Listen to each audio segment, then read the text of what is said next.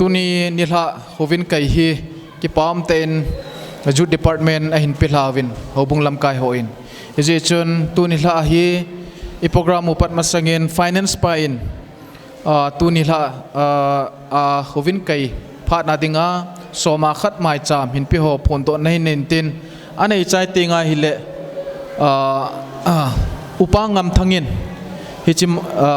mai cham ho soma khat hong thlan pi dingin kan het se in phong je nge nu ning chong golang sei khulen golang John don hau thang golang David pam thang golang sei khu chon golang son gogen nunga awa hoi nunga cho chong nu phahat golang di sei lon pa go nu nem hoi pa el thang boy tunia hi mi som ni le ko hin som ni le ko la sang som ni le sang thum le za le som nga hi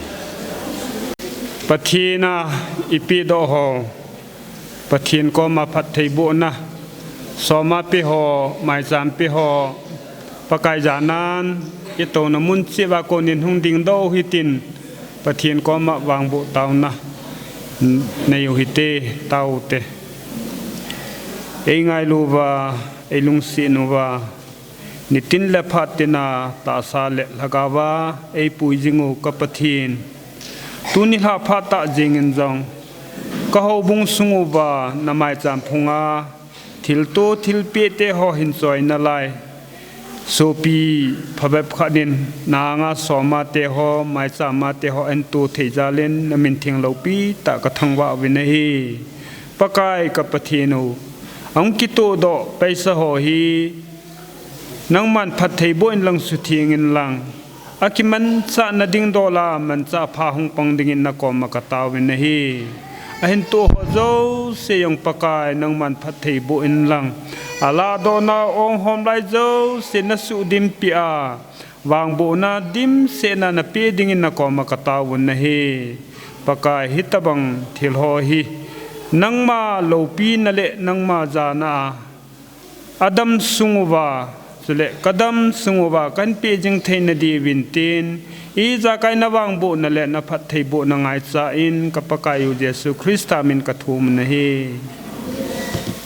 VIP ho tuni hla ge sai nei ho ahung lut to hlonin mi pi ho zo se na chi wa na dingo hite VIP ho lem na in na chi wa na dingo hite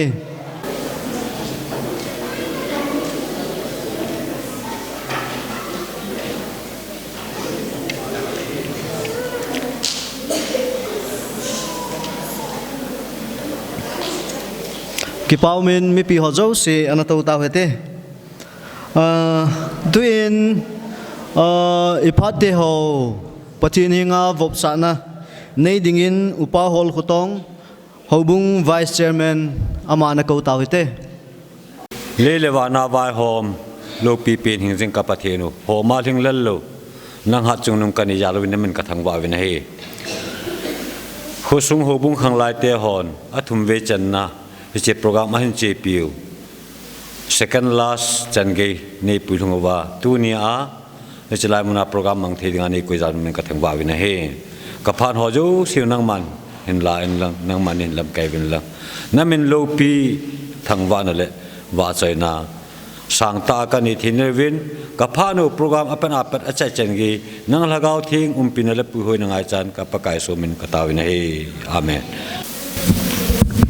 aban no chal pai dio hi in lim na tu sei ding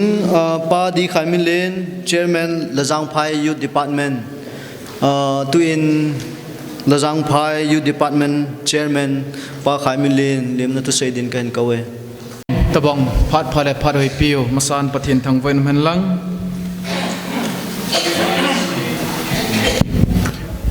tukum jiwaites hi thani thathum masanga chuni ke pane hita in ong kichi in tu semi final round hi ong kilung thai ta in hi chi jiwaites ong ke ball pat na hi Lajang Phai Youth Department to gon na noya jiwaites hi 2013 in to gon ong kinai panin first jiwaites to lohling ten ong ki chai jin chazau chun second jiwaites 2017 in kan ball ki win song chu pathin zalin lohling ten kan chai thei win tukum athum vei channa Gospel Youth Talent Church hi chana semi final round chan lung ta win je chun khanglai ni kingai tu in tunia GSI panpi ding ho chief guest hi in functional president guest of honor chief host hi chu akingai tun committee kasai kangai tu jing live in yo khu department in thil khat evolve hi le phale setale holmon area ju department i khusung area chan khompiu salbunga hi in holmona hi in kingkin hi in gamnom jang hi in hi cha chairman hoi kotin ithil bol ina to ithil gon ho hi a hoi lai yung sei phawin tin a hoi lo lai yung hil thiam dingwa chu chilaya pate ho ute ho hung ke ko hi in amozong ain chi age kit timin amozong tuni gesa hung panding ti hi thu palo hi len ain no pi je ben jong achungwa ke pa thu ipong vin achungwa ke pa thu save je chun tuni la phada hung kal song zo se nu le pate ho Sunday ki khop hi jong le ke pa thu khat ka sei nom kit chu khanglai te ho ngai lut na ho bungin pha dei pi do ji vin jong chungwa ke pa thu sei zo loi pung ki do vin ke pa thu sei danin kongumin contestant ho hi in tuni la laya semi final la hung kal song zo se ahung op zo se le guest zo se kalim kazana kalim na salam kain bole bon skejin khanglai hobung lam kai ho hi in nu le pate ho hi in first session hian lang competition chan ge azong nei umpi wa alung ke ya phata loi ta nei vet thung pi ding win zong kain team kit in cha te ho naw te ho kit ding ho tun lai mi som hung kit dingo mi li hung ke pai ding mi gup hi hung dan ding final hi December second week vel hin GWTS final hi in nei dung hi chu thil iga phondo nom hin tin thilpha niau ka bol nom vin tunia ges yung panpi ho chunga hin je chon nunga ho hung vin lang tun la chief guest yung panpi ding hi le pa ne kho chairman holmon jut department hi in aban le functional president ai panpi dingo pa mang neo chairman kesal bung jut department guest of honor pa janglal chairman kingkin jut department chief host pa paukai chairman s gamnom jang jut department ichi nunga hong vin lang lungset tan geson jong na tau namuna pat nei na din pi vin lang ichi jang phai khanglai jin ka bol thei sunu elam khat le ngai lut vet sa na line program nei o mo ke pa pi na zala ichi kain silpi din heve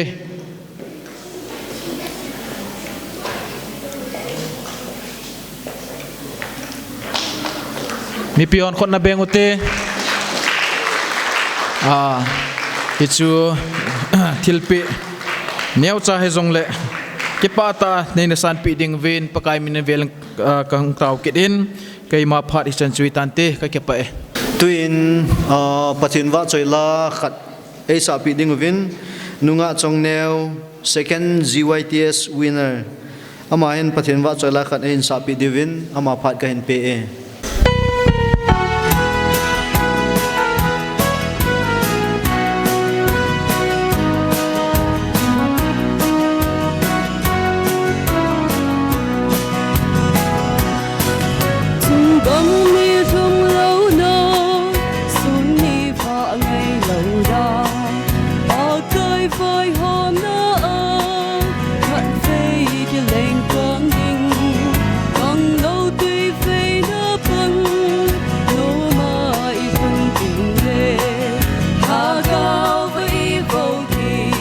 Hãy subscribe cho kênh Ghiền Mì Gõ để không bỏ lỡ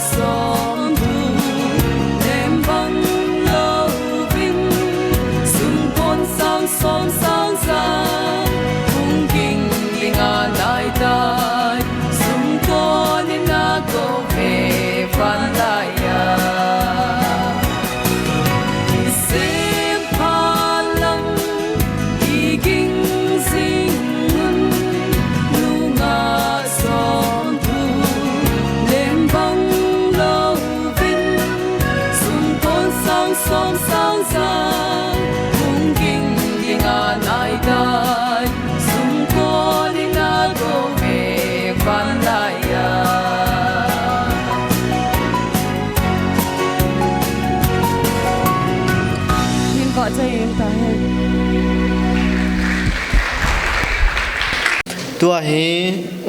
speech ai nei pi dingu chief host pa paukai chairman s gamnum yang youth department akiti in ama hung thei loading zin I ho khwa kunin pa hemin ama nan khelding hi intin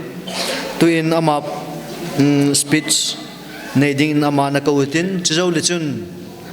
guest of honor pa zanglal chairman kingkin youth department ama in part in kilozom paiding in team na kahin nei kipa aumin tuni tha hen ke ta hung ding thei ka hung din thei ni chunga hin pathian ka thang ven ukai hi in ama hi in lamuna khului langa jubli mande ti ji evin a hung thei ta poin ai pi chu hi jong le zilai hon tam ta sei di ong khe pon hi chi tha u gyts man na wa hen ama hon jong al hanom lo hi poin a hung tha thei lo hi in aman jong ke ko ma ngan se na in nen ke chun a hi moi le heo no bol thei thei chu am ho ko ma kan ki ho to kan bol de tam ka ti le ama jong chun a program chu na no on sa lo de he ti ji chu na lo thei le la ka hung to hen thu sei la sa jong a ki them poin ai pi he jong le tu ni tha hung ki khom mi pi te ho zo se hi in langa hung to u te ho hi in bon savin masan kazana salam ka pewin ken tamta seidi jong ka hepoin ap hizong le hijlaya talent search ibol now wa kipa ve sana zala kain po kham hi lam kai honi hung la pewin ang ki chu ke phat chai na hi jeng hanu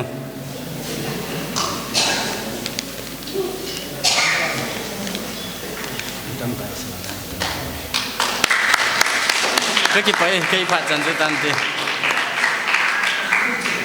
แต่บางพัดมันตั้มแต่ไอปิวหัดซุนงปะทีนทางวันน่ะสร้างปีนก็เห็นปีนไอ้ตุนนี่คูเห็นเลี้ยงพาย Evangelical Youth Department ลำไก่หัวไอหิน Youth Department Member หัวจูสีไอหิน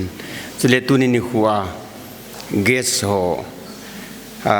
Chief Guest ahin, Functional President ahin, Chief Host ahin, yutin the audience ho, ho sa puwa pe na, sali lang akun hiyan lang hubung sunga elule, nule pa hiyan lang sati ho hijong le, na ho zo si to kimong sa home thi nga yutlam kai ho to gunan nuya, kahung zao zin. Kanu yang kan kipuin num ka sain wang pa ka kisain na ho zo si ka jan le ka ngai lu na salam ka hen bol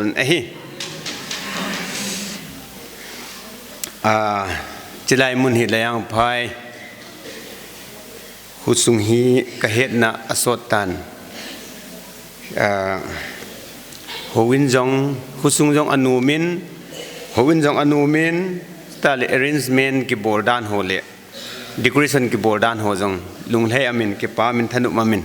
so me jong han lung thimu ban e program ho hi aziem hoin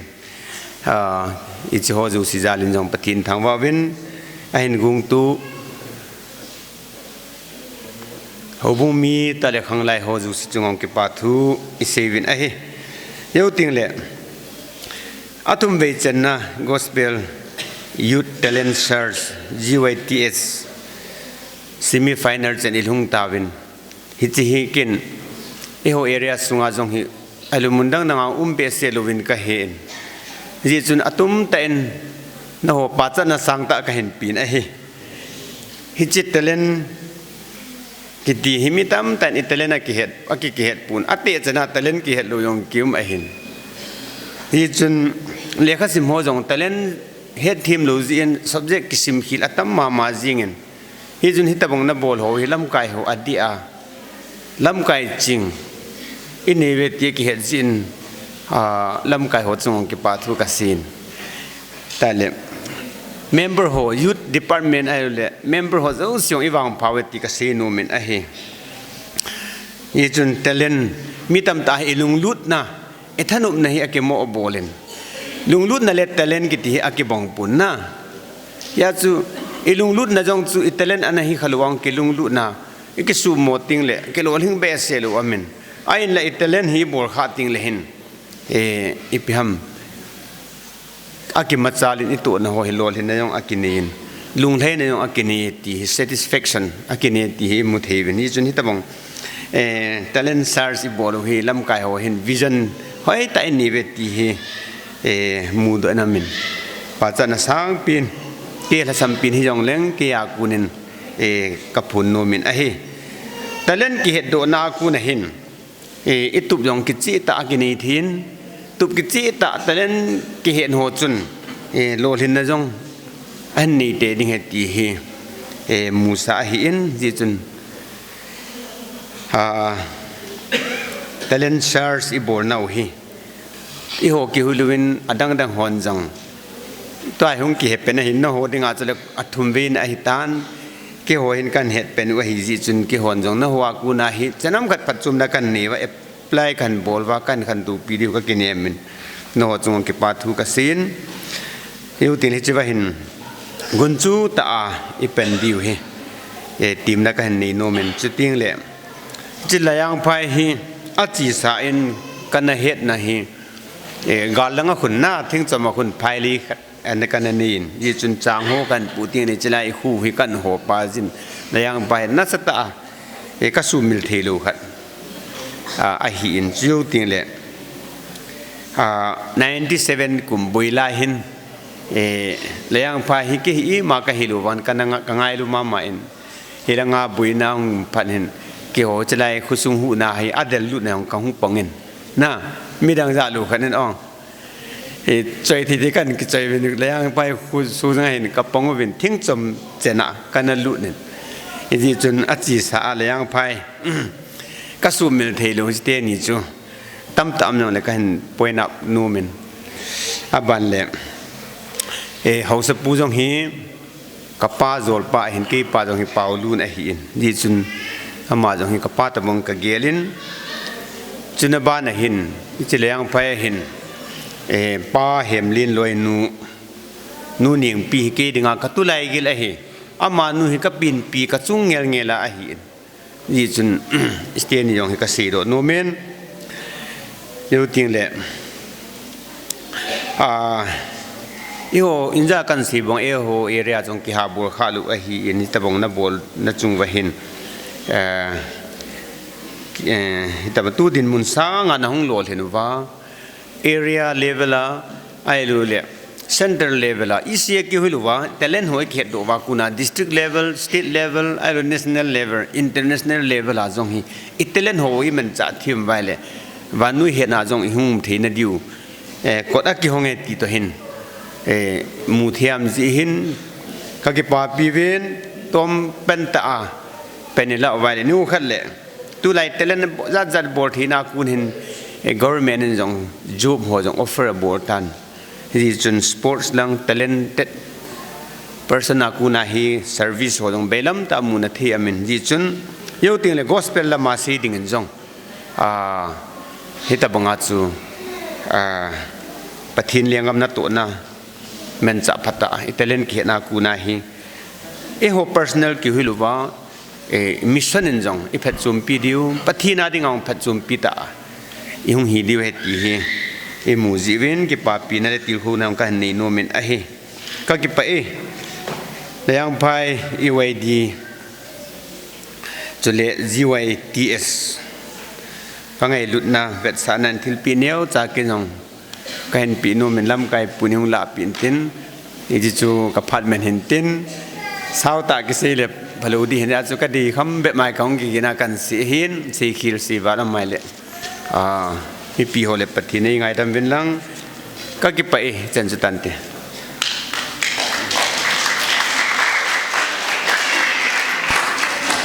อามาจูกินยูดีพาร์ตเมนต์เชอร์แมนปีที่ได้ด้านนี้ป้าจังละลอยนูเห็นอามานี่วันนี้คนอาหุงคนจาลินอามานี่จุงอากิปาตุกันเซนตัวฮีปฏิวัติใจละขัดอินังไงหากิดดิวเห็นตินนุงะมาร์ธา GYTS first GYTS winner nu ama akunin ปฏิวัติใจละขัด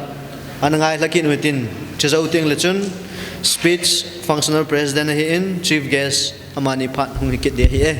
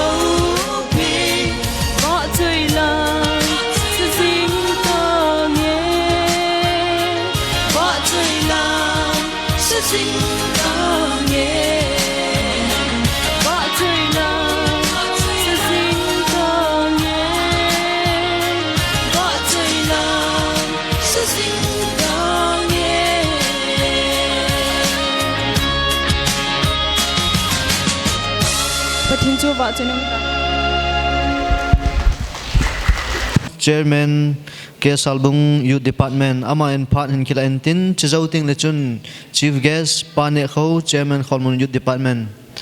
tun pamang neu phaladin kahin kawe tabang phat phai pi ji ven pathini thangbo ven tia sound chok kitum hen kitum lut thimin vibration ngai mong ham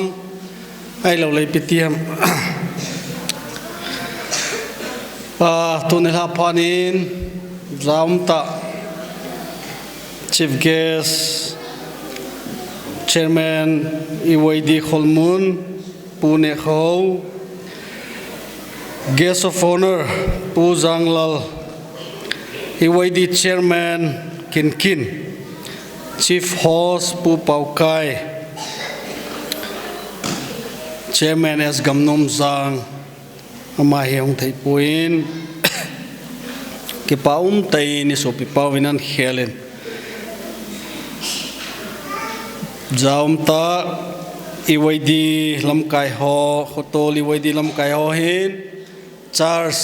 hobung lamkai ho zo se kazana salam kan pi masane nekhat Lazang Phai EYD chairman pa to abe paung onin ina ông cái khắc pot got chặt lệ taro tini khamonin tabang kin ka gong vin nong lat deng he ho area iwadi chairman se ke kauhin nyung vet la diu he ti hi se win le phai kyung de ta ka ti hin wang se dum tein tunin kyo ko sunga mit sin khojin na nomin tunin ha len khom nong hi khanglai te lam kaina emidi to len khom lam kai len khom kilam kai hin competition ho hi second season hi ka zaunum tan hin ai kai khanglai chairman kai ye salbunga chapang ho kai thu sai pana koi malangai lo he salbunga khu nong ke khop khau chuna en thu ka sele amit jong phet sa ngai lo jong hung mo mong tang khat ve ten thu ka sai pana amit phe ong khuna khat ve mit phet wang tai ta pol lo che ki phat lam da na no ken la thu ka saya na don che na seu ju ti thei di boi sa keu nga na ngai ngai chula en ngai ta di tang o yang phai nu min tu la jang phai hui nun hi akitu min akisuin ke paum ka sale ing ka ke thangat pi le ing na thil bol ho zo siu hi na ke lung to na khan ho hi akilang chat chanin ta salam ma yong ke lung to tain kain langwa ni yam khan na peng win tha chol lo helin abanin taf ground lang yong na gei kid win ne khom cha khom mai nin cũng cái đốc tao tia cho cái công sự để cho cần cái papi vin na cái lung khát nào hi chỉ cái lung khát này ông tiếng là có sung nụ mahin hậu bung nụ mahin cái palm là dân cái sai tu trong khang lai tên hít tabang cái tiệt nó nan sim kit vin này là lâu pi cái sai cho nên program gong hoyong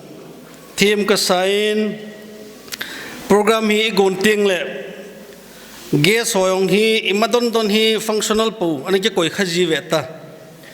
functionality ting lehin akin nei te to related mong khat hi ngai chu ai o pu olai english team de o pu hoyong minna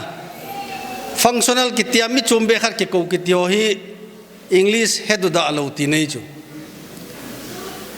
functional kiti chu kin nei pa na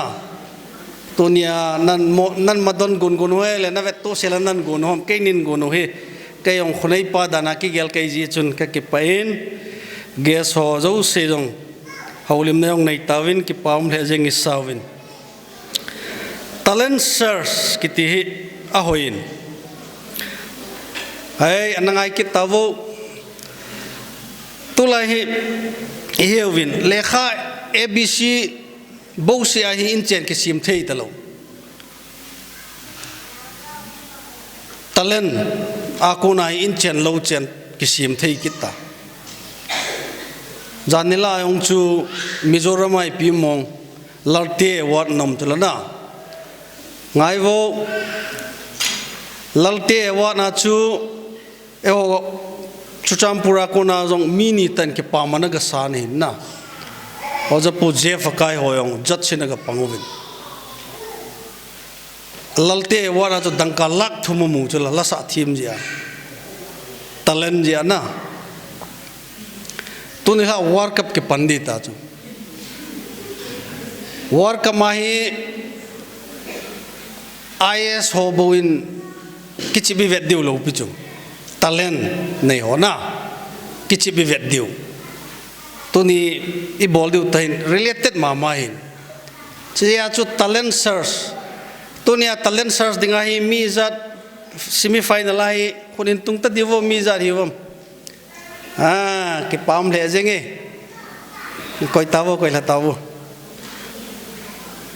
talent veikan bible ayong imu na i talent ho hi veikan ngai chu to ayong hi na talent ho hi piam competition na chilha nai lo ye chun ke point la sadin hi ve alam din hi vem ai lo le pi bol go ni wom nong chu ka he puin lang pe la sading mai thevin tiwin la sa yong chu na thip vai le tu lai e o society jeng ayong la sa ho hi asumu mai na ai lo chu to lai ta hi o society a hi business on sum ki mu lo chu evangelist pastor thu sai crusader hole wa choila son e o society suma ham lai to a season hena crusade bun tinaum wa choila so chichu talent juna nonga golang nei lai wa hi sum tam pi na mu thei diu na talenu promote na bol na ki kawa sum nong na mu diu passion wa sum na mu diu than tai jo government service servant hoyong hi ada sa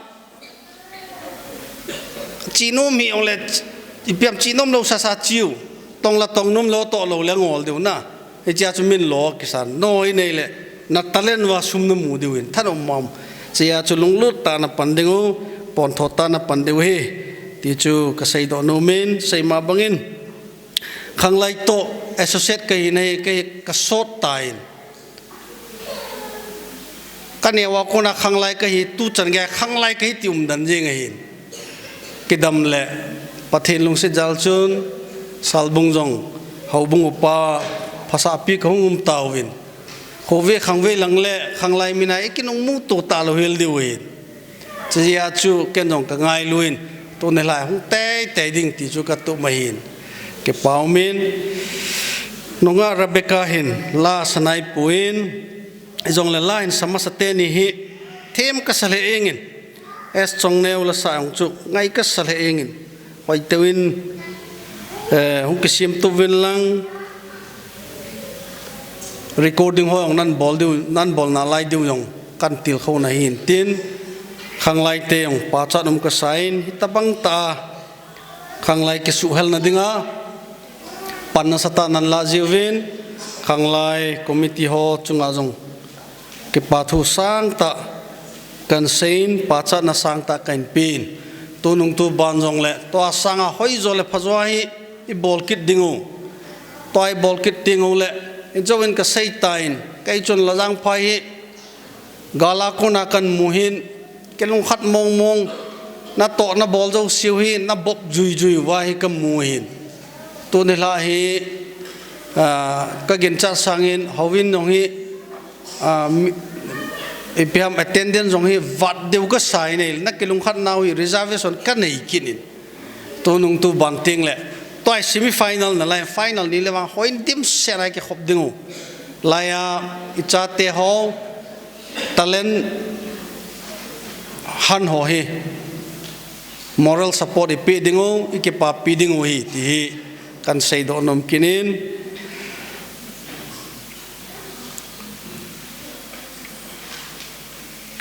kama sangate ni sakhaw dim so on nei la ka ke phalam le yengin lajang phai khang lai ki thu pinahi ke yong pan thei chana pan chu kanu men ipi jong le tu ke wilo phat dang azong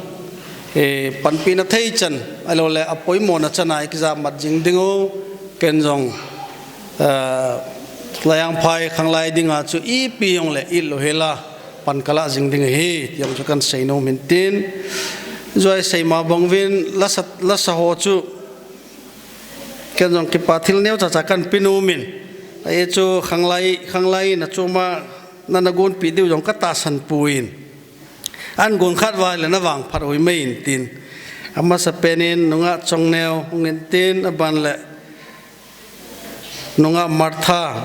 thiam leo ne nunga Rebecca ong hi sana hi ong long le chon ki pawmin te na mel jong ka muno men koi ni ham langa hong vo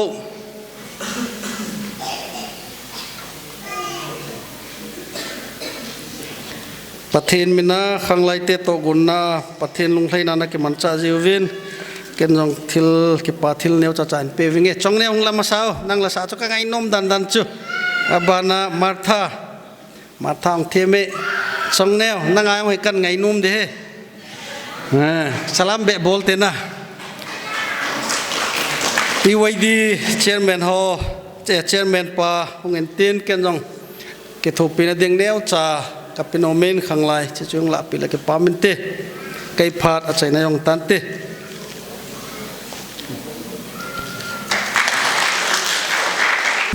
นบอนสาวินิลาภะนอลสีเบสนิลาภะนิลาภะดามาให้มุสาวฮัตสุนุปฏินทางวันมันหลังมัสเปนินฮิตบงพัดผาพันมันตั้มตะเอปีวะฮัตสุนุปฏินทางวานะกัยินเปนเฮสุเซลฟังสันเลซาอุมตะกัยินมันดิ้งยินตัวนี้ละเขาตุดลากิมังใจเซเวนไงลุดตะทุสังหินมังอินกติงมัสเป็นไงลุดตะ Chairman Secretary และจังไปEYD ชิเลต่อคอมพี Committee Member เฮาบุงลำกายเฮาบุง Chairman Secretary ชิเลต่อคอมพีลำกายฮอชิเลตุนิลาฮิไลมุนาจินกุนากับปันคอมพีกลอยกโกลฮอโซเซชิเลองกิคอมนูเลปาติฮอโซเซชิเลข้างไลนุงาโกลาโซซีนบอนซาวินก็ไงลุดนาวสลามกันที่มาสเปนเวตุนิลาหินจินกนาหงหลงลาหิน Guest of Honor ป้าจังลล Chairman กินกินจุด Department อันบอลขับเป็นนินจีจามันอันนุงซียันกิปุยจินอันนุงซียันปุยยันจะคุยดังไงปุยนอาเกลังขัดมาอันกิปุยยินอบอลขลียจิงินเก็บวางเห็นไงละข้างไลสุงากระโตคอมปีกษีตรีปานินจุยดึงไงฮีกัตยากันของกิจุยสาหินปีจอนละกษีตรีปากันนุงจุยไปขัดเวมีปีละอินดินดอกปีละกิปามินเตโกลังลุนคุซีสิกิตรีคอนมันจุดปาแมนเฮสิเลกังก้นจะขัดจนก็หินเกลดอยกินจังกินอาปาหินบอลตะมงไม่กันลุงอังกิลังเองบุกันเน่เจ้าขอดก็กิจสามเกี่ยกิกงใจตากันโนวินบุญนั่นอะไรนั่งจงกิกงเงินกันติลพัดจับวันเนี่ยเตรียมเราติดคำนิสัยอาเตียนอามากิกงในเราเห็นไอ้ชิ้นงากินกงไวกินยังไงตายจะมาจะติดคำวันนิสัยเราอาเตียนกันด่าตายหลักกาเฟลกิตันไอ้หลักสิ่งที่ปานอินจีซีเห็นแต่กิปานกันลุงมองเงี้ยที่เจ้าทำจักรทุบุลากก็อาศัยเห็นติน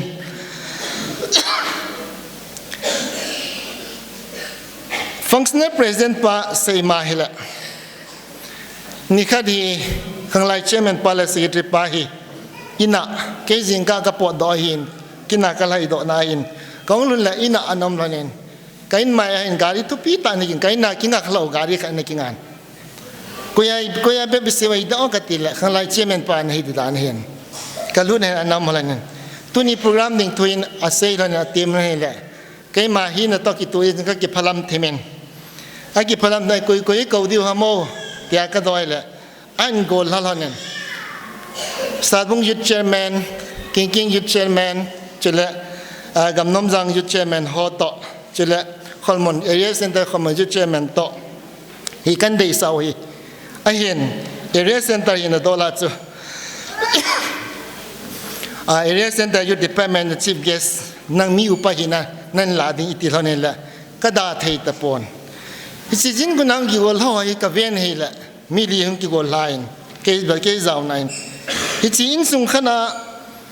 เนี่ยตัวเล็กทุกปีทำเท่ากับเสียมาสั่ง introduction ตะบังก็อาศัยฮะทุกทำเสียแล้วตัวเล็กนี่ไทยดาไม่ไทยเป็นที่ทรงละเสียเราแบบกิเลสอย่างจุละไม่ไทยได้ปุ่นติน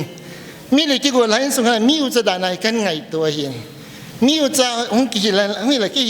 อัตตาเป็นกงเห็นยังไงเห็นมีอุปากงเห็นยังไงเห็นFunctional President ป้าฮี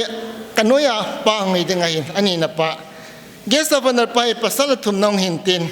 จิเล Chief Host ป้าฮีภาษาลีน้องไม่ดิ้งกระลานกระไงตัวนี้ละตัวไหนอีกำสุงว่าฮีนี่แบบไหนละพุ่งสุงเฮียนหลังอินสุงเฮียนหลังกำสุงอะไรมีไปถ้าสำเร็จมองอ่ะเนี้ยจะฮีที่จับเสียฮีเนี้ยจะว่ายันปูจับเสียฮีไอ้ส่วนกับเวนี่ละแกมาเฮซอนกันน้อยดาวดิ้งปากกับเวลนี่เจียงนายก็ดีอาจจะกินกันปมาเห็นที่ส่วนละเอ็มลบเนี่ยก็จงกิจตอนนั้นเปเดี๋ยวอามานั้นปีละจะปาร์ซินทันที่จะหัวที่เกี่ยวสาวท่าดีที่สุดก็อาศัยดอกเห็นเป็นมาเฮ มีลงเล่นจังเห็นจิละมุนพิมตามีขัดจังเห็นสุนุมตามีขัดจังเห็นติจูราศีดอกเบย์เห็นเต็นจิละguest of honor ป้าจังละเห็นจิละchief host ทะเลงหงมีนะเห็นอามานี่จงเอเรียสุงวาดิงเลยกำสุมาดามีประชุมตายเท่านี้ที่จะทำเจ็ดกี่หัวหลังเสร็จก็ราศีจับจะเฮียนหลังละจังพายินฮิตตะบองโปรแกรมอินกวนดอกโซเฮ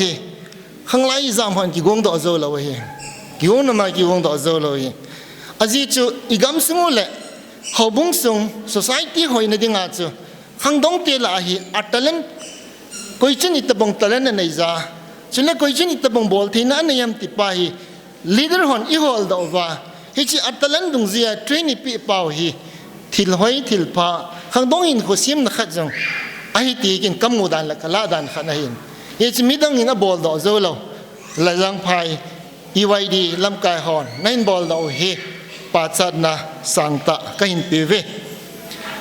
จะเลี้ยขังดงกิติเต็งละหินขังดงกิติโคกิติ very important อปุยหมอหินยี่จู Prime Minister ลุยตลอดปีอินดิรากันดีนอดัมลายนะเซจู youth at the pillar of the nation นั่นเองขังดงเตหีน้ำปีขุมบุลาหีที่เห็นนะเซหินยาจะเขาบุ้งขัดสงอาจงจูขังไลหินขังดงหินขวดขังไลกิไวปุ่นอากิตุบละไวเลยเขาบุ้งจูอธิสัตตบงหิซิงหีขังไลอหินไลเสียหีเขาบุ้งหิงซิงหีที่หีขังไลเตมอปุ่นนะอะไรด้านจูเฮสาวจงเลยก็เสียดอกเบนน้มกินขัดเจอหินวิลเลียมเชกสเปียร์จันเห็นเอาเหตุคลาส11ฮัท12textbook syllabus ของเซนซ์ Seven Ages of Men ที่ขัด poetry ขัดนักสุนทรชนอามาหิน Seven Ages of Men นักสุนทรมีมขัดสุงาหินดันสกีอามาอันเสียหินอ่างเป็นพัดอันเอวไลสกุลงไกพัดอัลเลตอัตเตขังที่ไอ้ Seven Ages ที่นั่นหินเขาขัดสุงาดันสกีอาศัยหินไอ้ตัวเนี้ยหินกินกระใสนมจูวิลเลียมเชกสเปียร์อาศัยปัจจุอันนั้นก็อีกตัวนึงแค่มาเอาคอนเซปต์อากาศเสียน้ำจูมีมันก็ขัดสงาหินดันทุ่มไม่ตินกาเสียเลยวันดันขัดนั่นจูอินเนลไล childhood จะปั้นไลหินดันขัดนี่นะปัจจุเลยข้างดงหินคนนุ่งก็หลังหินน่ะจูหินดันนี่นะจูเลยอิเตนุดันทุ่มนะจูเลยอิเตนุที่วิเตข้างดงหินคนเนี้ยจะอีไลหินอีโตนมจงกิตงโจปนอีท่าจงอลิงโจปนอีลุงเงินเกลจงเลยมากิบอลโดโจปนไอ้ละอีลุงเงินจงบอลดิ้งอเกลโดโจปนอะไรเตะเส้นนุ่งหินลุงจังเกลนั่นตีอีลุงเงินเกลจงเลยอีบอลนมกิบอลโดโจกิตละวะฮีอาจีจะเตะเส้นที่ second childiness จะปั้นนี่นะหงหิตายอะไรเตะเส้นนุ่งอีบอลดิ้งกิบอลโดโจตัวอีลุงอ่ะตั้มปีเกลนั่นตีบอลดิ้งตัวดิ้งตั้มปีเกลนั่นตีฮิจงเละอิเตเซียนนงอิทลัดหาสำนงเละหินอีบอลนมจังกีบอลดอกจะตลอดจริงขังดงหินคุยอะไรกินง่ายจังอะไรกินง่ายจิกคิวมดิ่งหินอีอาจจะขังดงหินคุยมันสุงายฮิจิขังดงหินเลยอัฐหัดลายบอลเนี่ยตีอบอลดอกจะลายลุงอาจงตั้มปีอเกลดอกเทลายลุงหัดลายอัฐหัดลายอดงหอยลายอเมลหอยลายเองเยังตุลายสุดสายด้วยไปนี่แหละขังดงตั้มปีนั่นคุยอามันดิ้งลมอามังโจตะปนนี่แหละลายนั่นตาเห็นยังจะพัดเราจะอินคุยกิจายขังดงจงตั้มปีมาฮิจะบังขังดงคุยมันเขาได้ไงปีนหล่อปะทีนี่เลยสินะอินซิมหล่อนาปีนหล่อจูเบียฮิตายยังจนละจังไปนุ่งกอลหอนจังปะทีน่าได้ไงอีพีมกบอลไทยตัวนี้ลำกันตะลันอีพีมจะอันฮอลตาวินตาลันชัดอีบอลที่น่าจะเพียงที่อินฮอลผิวฮีวางพาอีกสาเดียวจันพาจังไงอีกไงตัวเดียวฮีที่นุ่งกอลหัวข้างล่างนุ่งกอลหัวกระทุ่มนมนักขัดเจหินปะทีนินเมียมทิลปิขัดเสียในฮีในสินในโซเกจวฮีเมียมเจ้าเสียนกินในสินกันในป่วยที่กุยมาคิมลาวฮีปะทีนินอีเพียงทิลปิในโลกุยมาปะทีนินปิในโลป้าเจอามาจูอธิษาหินคนนี้ตลอดที่ไหนหินแต่จะปฏินินอีปีจีเปียมปฏินินอีปีป้าจูอามาเราปีนดิ่งอิมันสาดิ่งไปขังดงเต็น ikinu ahi ti hi la divin kanomin tunin jong lasa an lampanga nunga golang izang balhan do nung tan semi final changge lungin ya chno na o chu pathin na pi chin na talan na o chu pathin lo pina nahin man sa de hi ti hi tunin nauti ho e ka til honomen mi kim khanin pathin ipi talan pa hi ama thangwan ama wa choina mang talovin satan wa choina leisin nopsanin khu kilopi sana ama lama kilopi sana in khu an mangzi tawinai alun na ding chan alung zo ji pu ve hi chen nunga go lang nauti ho in tua e salet hin mo ho hin anung ang khang do ding khang dong ho hi ven ito itam ni bol zo siu pathin lungdei to kito a ito wa hin khoi man wa ni nu thu pa thu ingai zo wa chile ilam kai ho thu ingai zo wa ahi la pathin lunglai na hin tin hi chu pathin lunglai ting le eya ding avat ta ponte pathinin avat behila ai la ding hi ti pai kinem le le hin ko iman diu hi khangdong ti yut apoi mona ho chu sumil po hitin hi je chen mule pa masapenin society ki ti hoya hong ki pan ham iti la in sunga hong ki pan hin layang phai khang lai jong chu hoya hong ki pan ham tla nang ma in sunga hong ki pan hin in sungam lo bai le in sung bana chi individual mimal hong ki ne hichi mimal chom lo wal in sungum thei lo in sum lo la khang lai ho bung hum thei lo in khang lai phan na dinga chu khang lai chu ita layang phai khang lai hi pi bol hi chang ya khang tawai de o iga ati the ne ji piam dile nang ma mi malin ko nain sunga nain ko din man nakishu tub ji hi ala society hi tu la ki tu mo ta be ai khang lang hi piti ai do a khang lai chi mi mo hi pon nang le ke mit mo ji hi ji zo hi ya chi khang lai u je hoi na ding le pathin thu to ki tu a ala pathin lo pi khang lai phun do an dio wa chen nanga hong ki panding ke ya hong ki panding ti mi ngan silova ai ma zo ikipat wa pan eladio hi chi khangdong ti mo pu na a hi ti hi iga sei do no mo hintin kan sei so thim tain hi chan chu pha chamcha hi da bang ken jong ka mo wang la hi le thip lo sei thele sei mo thil chom hintin het kham khama til khona chang kha chang ni ka sei nom za kan sei do hintin sei na chen sei khia zo min tin sei kha zo min tin i sei khia ho pathin le mi pathin min ki ngai da moi tin i sei kha ho chu chang kha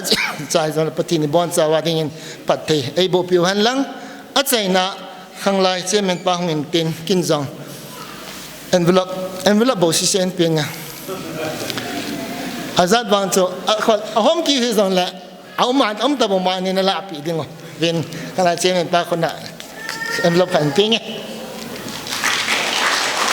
a chai na ko layang pai ho bung chile aba kai layang pai youth department pathin phat thai bo nang chang to zu jing pe tan pathin wa choila ei sa pi ding win nunga Rebecca I was stand my ground where hope nalam hung to taw win to in word of thanks sai ding in golang thang neo vice chairman Lajang Phai youth department ama phat na piu hite first session a chaina ho chane puilong wa pathin kan thang wa e tunila zaum ta i guest ho chief guest pu ni kho ho chairman kholmun youth department hin functioner pu mang niu ke salbung youth chairman pa hi in guest omner pu janglal king chairman pa hi in chief host pa pau kai chairman s gamnom jang hin ma hong the hi jong le ama khela hong to pa mi min hi in chuta le hobung lam kai ho hobung upa ho hi win ban le mi pi ho zo si masata in khanglai Lajang Phai khanglai committee ho thalengin kangai lut ka jana salam kan pe masa e tunil ha kin gon ho lol hin theina dinga thale zung ai lo le phat man tam ta hoi indal ha pe u ges ho hi win chuta le artist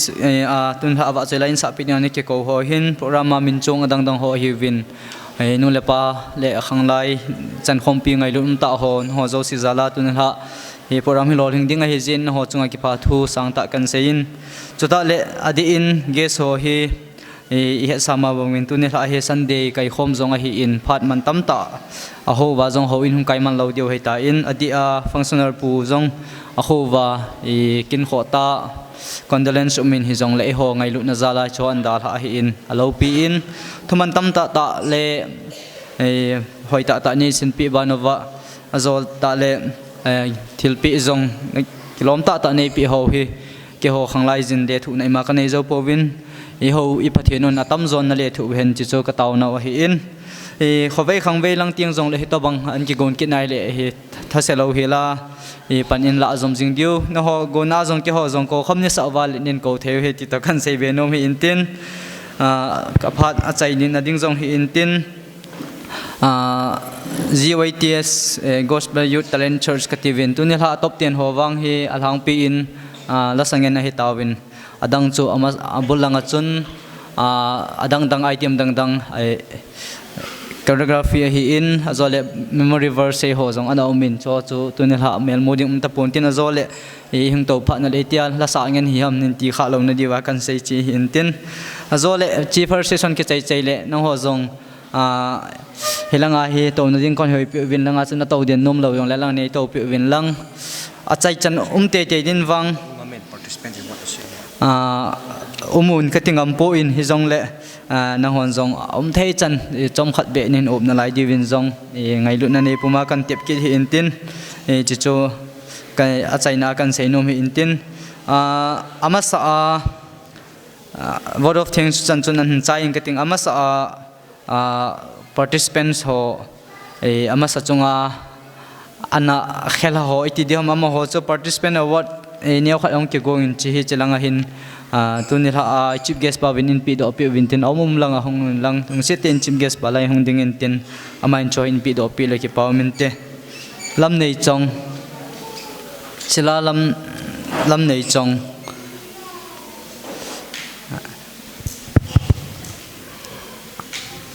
Jessica ning nei hoi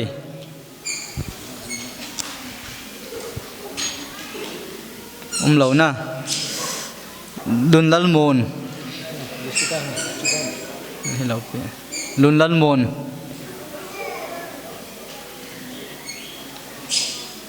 azole mercy khol nei wa mercy khol nei wa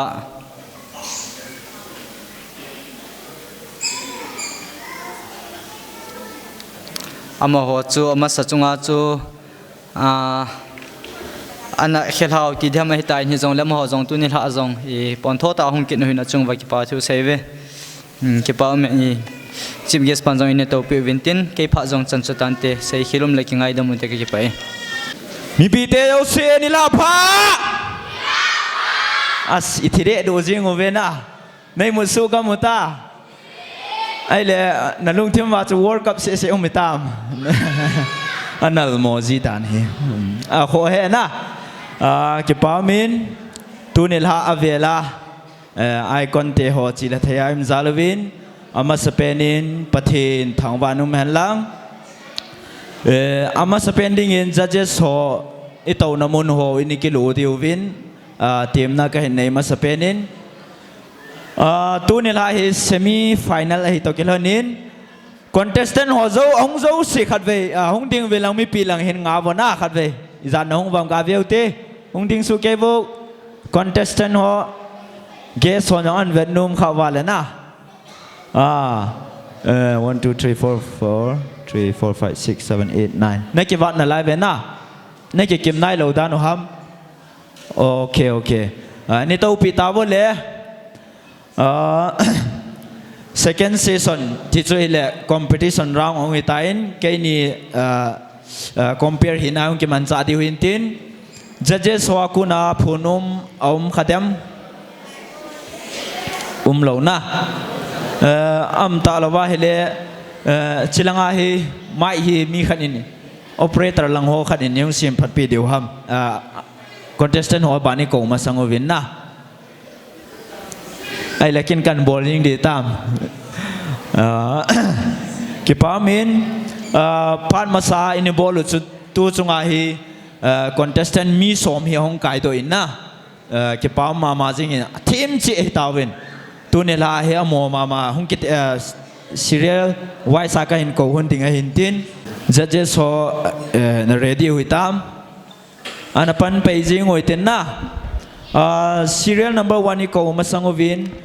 serial number 1 hi comment ai bol pi dingovin judges number 3 ani ki gon pi vintin tu ni la judges khat ai hung pi khat ana phong do tin na gulang lun khusai ama kholmon ama ini tin pi divin pakai mini ki timo ve mi pi lang ven lang mi pi ang khon na be pi te tu ni la he amount judges ai pan pi diu hintin serial number 1 hi comment ai bol pi ding win judges number 3 ki gong san ikhe sau hintin tu in serial number 1 lim nan khot ha be gan be ngute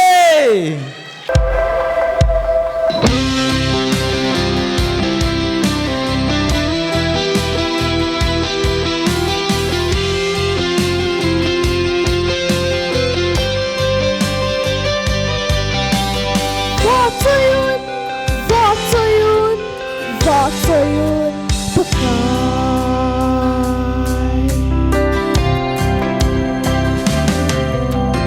Yip le mel ka nay lai si ka pakai va chơi iti Hay na hu ka nay lai si ka pa thi va chơi la sa nghe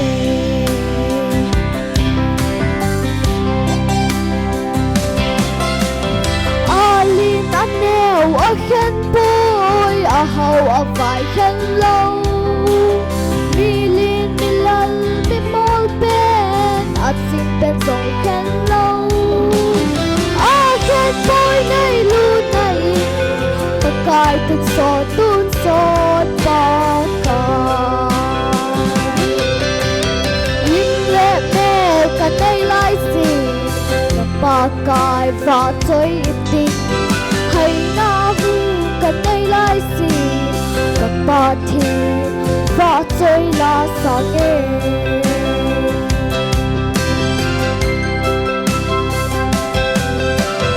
chỉ tin năm tiền và chơi hết thiếu xiên năm kịp in dòng mu lên hàng đam phai hòn dòng bậc cài và chơi chi un lung xin na lung rồi tuần so đến nào dinh dinh linh nhẹ nhẹ cả đây lại gì cả ba cài và đây hay na hu cả đây lại nhẹ nhẹ cả đây lại gì cả ba cài và đây hay na hu cả đây lại gì cả ba thi và chơi la sa nghe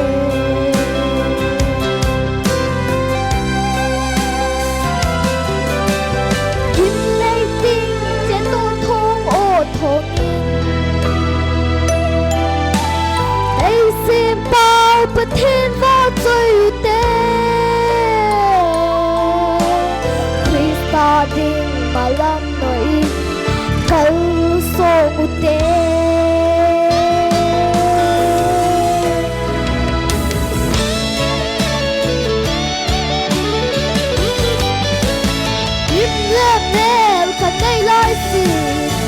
pakai pa toy iti hay na hu ka nay lai si pa thi pa toy la sa nghe pa toy un pa toy un pa toy pakai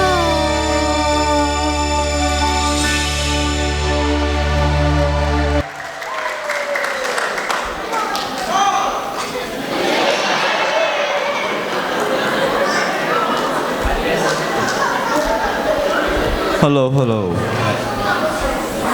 La kisa. Serial number he is at 1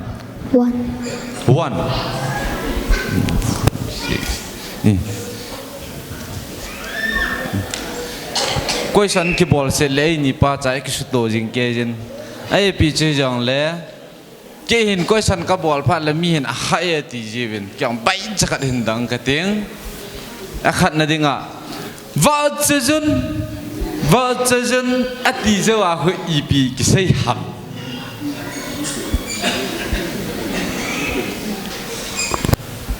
nó là sao chứ vợ chân thì bà na hơi bị hầm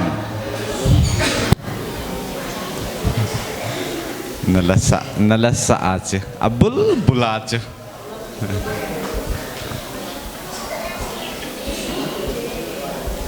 pakai na kita amin nala sa chu nomin chapong junior ni na lai ji chun no chu tham chắc hẳn chu mi ball chu na ball zo po na umal tha la sa hi ko na sim ham na het nam aha zemina ei yon le lim le mel ka nei lai sin quỳ cho các bạn chơi thì ăn cái pakai cái pa mi na vợ chơi na la sahi athupi cho mà bul laung kita do ku ipi ham na la sahi athupi idiam cho a tighter song hi ipi ham vợ chơi na cái pa mi thế chân chưa kia ngang căn gạ đó thì tan tê cái Serial number 2 hi judges number 1 in comment ai nei pi divin ikhet savin tuin serial number 2 liam nan khwan ana bank kinute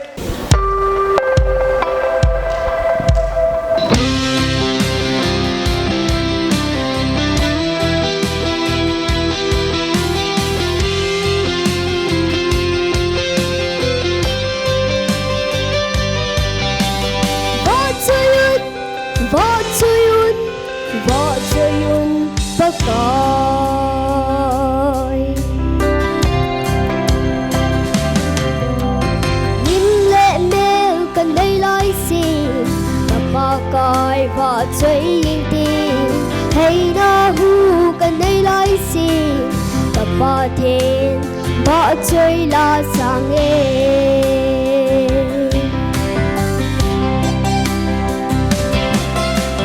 Alin anh yêu ở khen bùi ở hậu ở vài khen lâu mi lin mi lal mi mua bên ở chim bên dòng khen lâu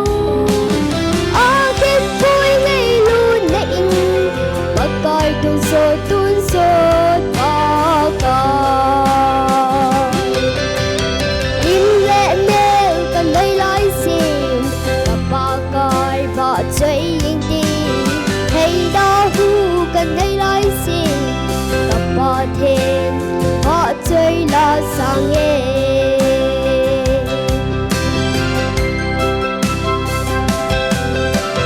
chỉ tin năm tin vợ chơi hen nam kiếm in dòng buồn lệ hong đằng phai hôn dòng bật cài vợ chơi chi un lung si ta lung lâu vin lung so đến dinh dễ nghe la la vợ chơi un bật cài đây lái xin tập ba coi vợ chơi yên tim hay đã hu cần đây lái xin tập ba thêm vợ chơi là sang em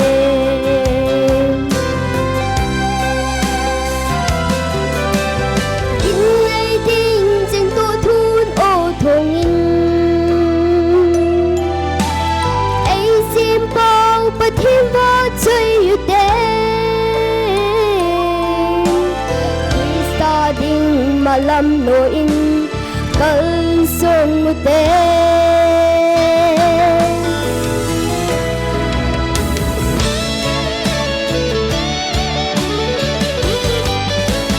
min lệ nêu cần đây lái xin và ba coi vợ chơi yên tim hay đó hu cần cần đi lại xin cả bỏ thêm bỏ chơi là sang em bỏ chơi bỏ chơi bỏ chơi pakai.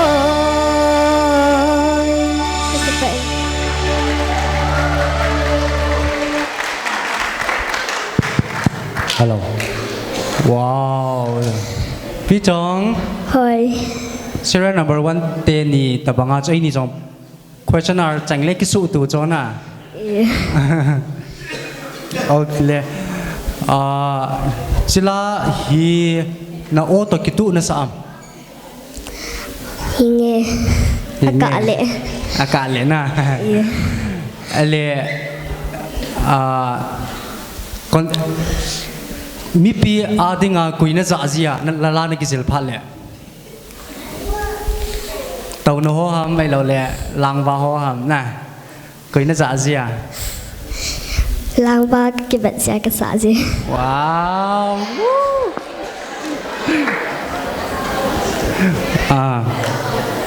Na thi men na thi ma jingen Ka ke pe. Allah no na ko na wang ma cha na hin dong pong in na Allah no ni na mu kham nang ni na ki ji do thu ha me lo le not mo mo na ki vet na ham Allah no chu ka bat lo. na vet lo na ki ji do to na Allah pi pi ham Bỏ chơi. Ba chơi yun na ki pao me ki chan chu tan de Ki pe. Aban na chi jing wai tin serial number 3 comment ai bol pi di win judges number 4 ini ki gon pi win tin tu in serial number 3 lim nan khot na beng pi kinute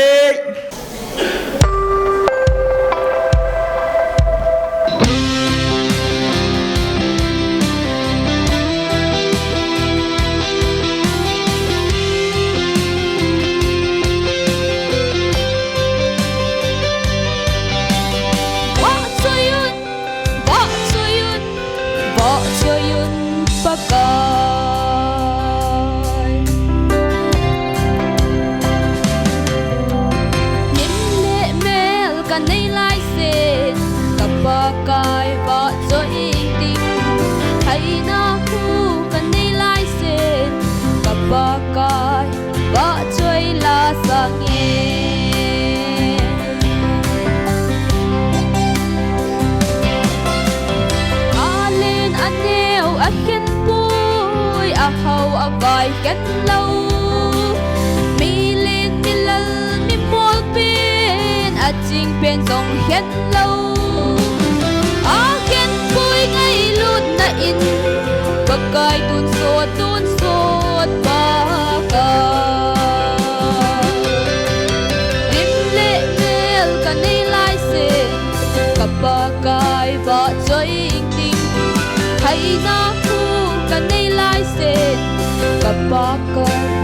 ba chơi la sang ye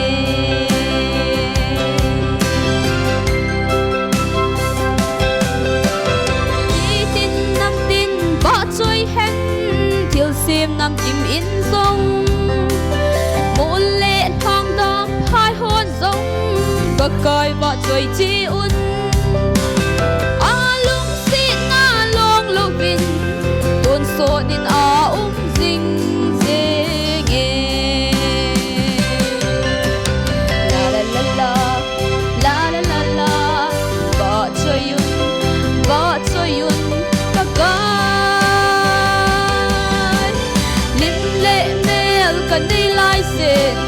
kapagay ba chơi tình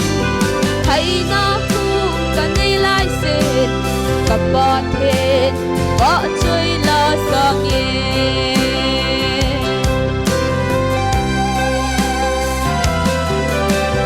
in ngay tin cheng tu thun ô thong in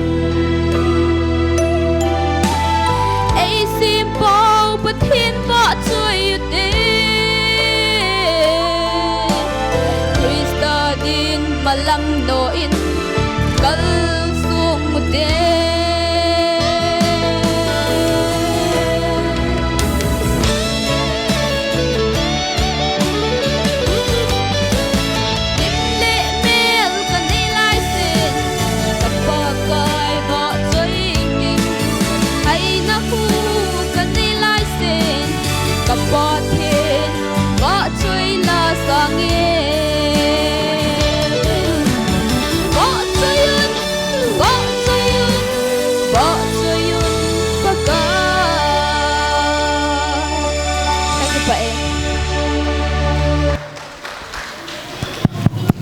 Hello.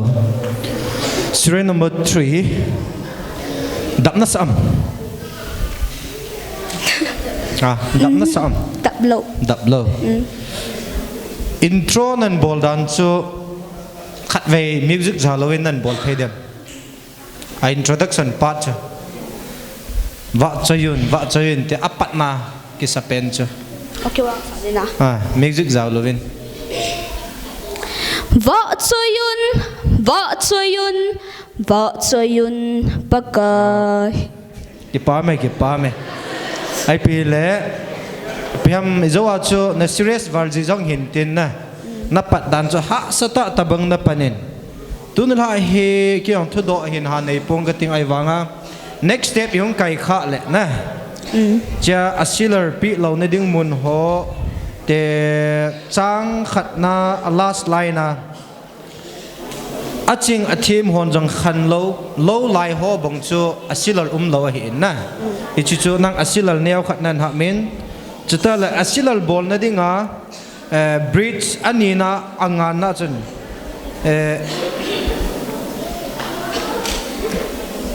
gin ngai tin chang to thon o ti layong chu na o ti layong chu asilar hung de hin la nang chilayang chu asilar na hin bol hoi pu in izi chun akit ting le napa zong elementary ka sei here intermediate certified khat hi in anot toy napa to khom hanin nang na hoi selin silal bol na ding ho bol lo na ding ho chu hin hung ki zilin ti chu kan dei sa he ka ki pa kya Comment ay ball pi ding win. Judges number 5 inigigin pi win lang. Serial number 4 limnan khor khawe na bankin utek.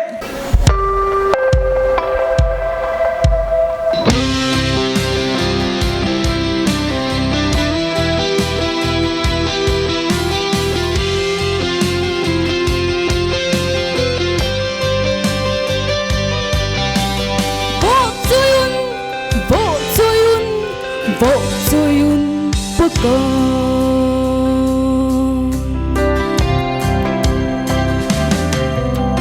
Lim lệ mel ka nay lai xin kapagay vợ cho yun tin hay na hu ka nay lai xin kapatin vợ cho yun la sa nghe.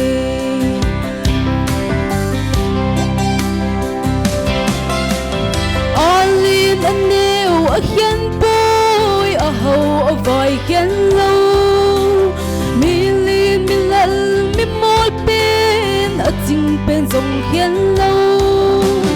ở khen bôi ngay lột na in bậc coi tuôn sốt ba cờ linh lệ men cả nay lai xin cặp ba coi vợ cho hình tin hay na hu ka nay lai xin kapå thi vợ trôi la sa nghe.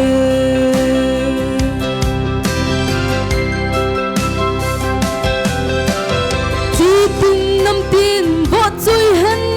thiếu sim năm kim min sông muôn lệ lang đam phai hôn sông bậc coi vợ trôi chỉ un along xin na long lovin tun sorry na sing sing la la la la la la la vợ trôi un bậc coi nim lệ mel ka nay lai xin ka bậc coi vợ trôi tin hay na hu ka nay lai xin ka bậc thi vợ trôi la sa nghe.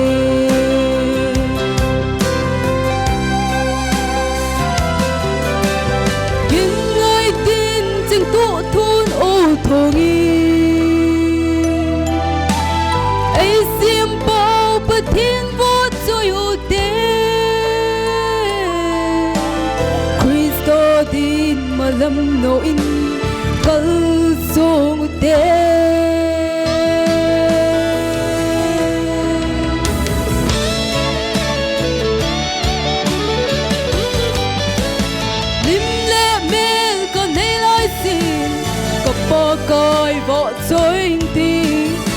hay na hu ka nei lai sin ka po thi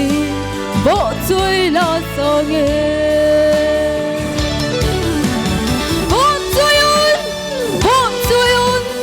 bo chui un pa ka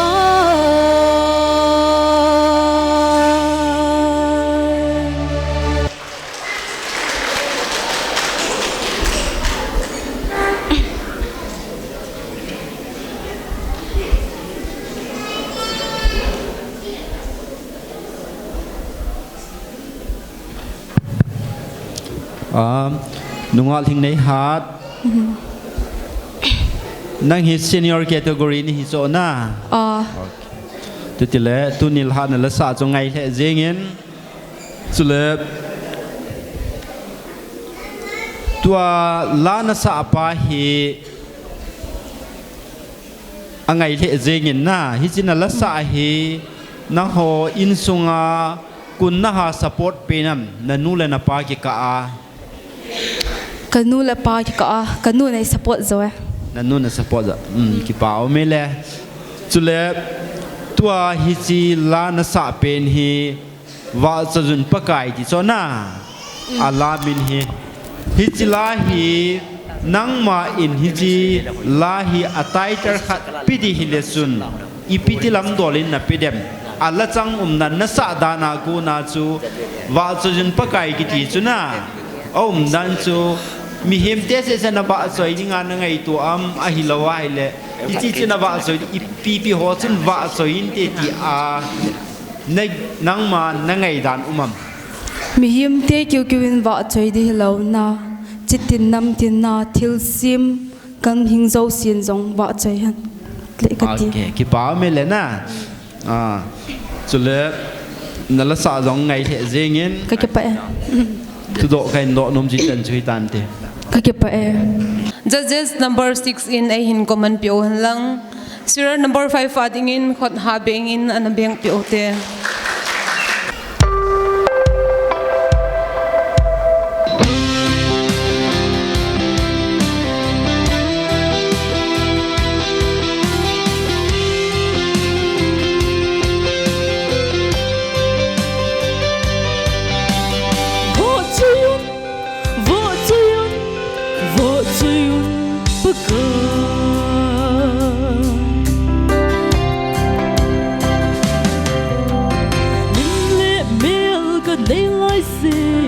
Kabagai vợ suy đi hay nó hu cả đấy lai xin kabah thiên vợ suy là sang nghe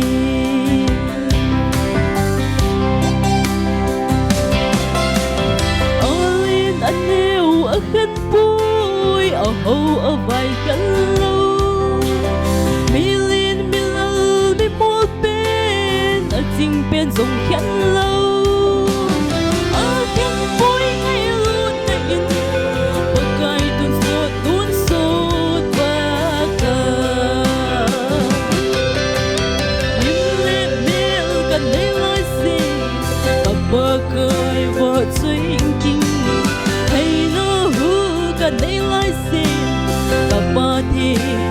vợ chơi lan sang nhẹ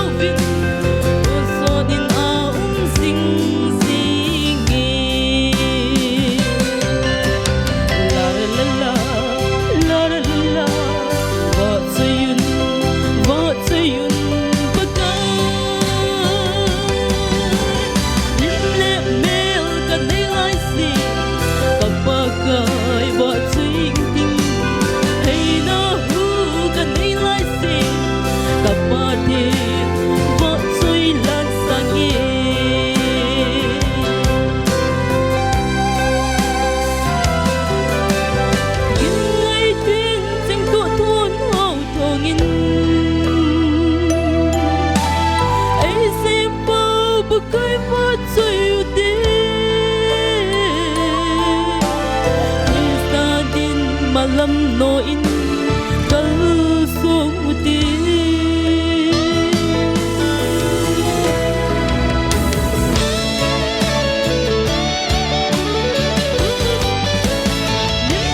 mel kan nei lai se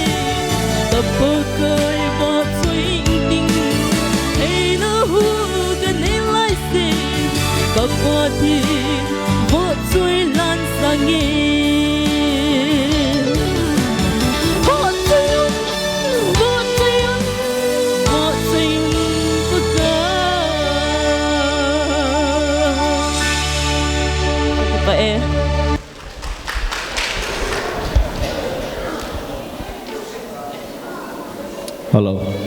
Hello, Priscilla. How? Ai kan ka hindo num sa hile. Tunil ha ichi semi final round adinga ichi wa choin pakai kitila hi kon na hin hila bantale. Velizat tabang nong kitilam. Tun ha sa do thein dinga he. Ala hong kipi apa sa chun ala chu ka ngai ngai jing ina hiwang ka kizil pon na. Tu ni suna kong kizil he. Chi asu lain khatong chanain mang helin abantale. Nala sa chu kan sai nom sa hile. Na confident point na aji chu ipiji ham tia hele na kizil na phat na pi lo ja chu islai muna na hin sa do a chu na ipitiam na kizil lo dan chu hom kilang do jinga hin aban le baban na hichi competition na hin ai amaban kalbe hi ta jong le chun ba choila hi sa jing ding hi je chun na la sa na hi ka hin sai pi nom chu na pronunciation elo le la athu cheng ho hi kichi se na na sa do hi nagot ngain chule o zong aging lo lai o min ong ha gin lai o min na ngai na he che hi lai sa ti ngai le ki pat na o agin kho alum kya ki pang ding hi na che pai nong ha ki til ding kai nei sa e ka sei nom chen su tan te ka ki pa e comment ai ball pi ding ovin judges number 3 aine ki gin pi 17 serial number 6 lim nan khot anabeng utek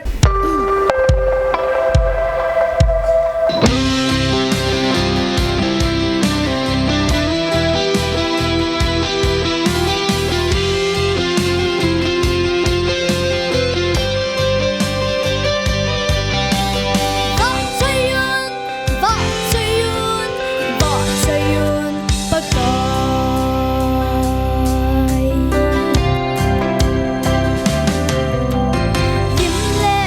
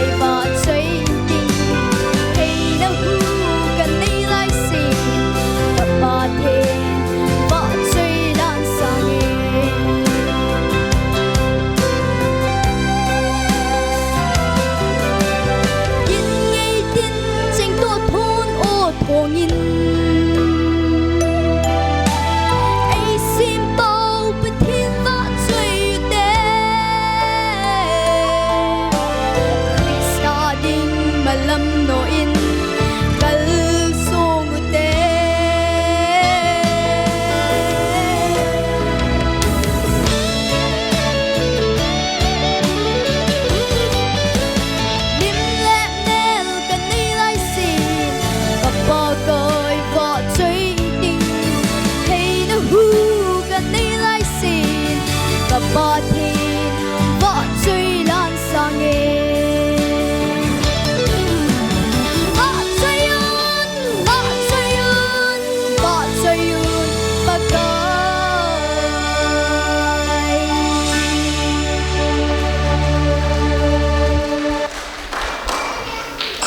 kiên cân ngày hi vocal lang hin vocal lang cho anh lệ hin la tunia hi kan do ding hi nang namak chu kan loi la go te te de ta ja tu ne ikim mu tu han hi je chun ka do ding chu senior ho ten ki tu khala kan no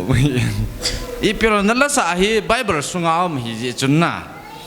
Bible sunga hi episode pen ho hedam ai lo le hoi lai sunga ho akim modem cái hết lắm ja kho pe na jong chu sam ti jing ho te na sam ti hi in ai le gyts a thup yi hi ep ham dem them ti hi hả gyts a na them hi ep ham Thiam. gyts a na nanung langa chu ga kinung he nang le chon hi chi hu a thup bi khat om hi in hi chu ep a hi dem I will sing praise to my God while I have my being. ai se ki pa mi hi chi sunga chu na mo jawam na la sa nau chu ai he chi tu a hi ya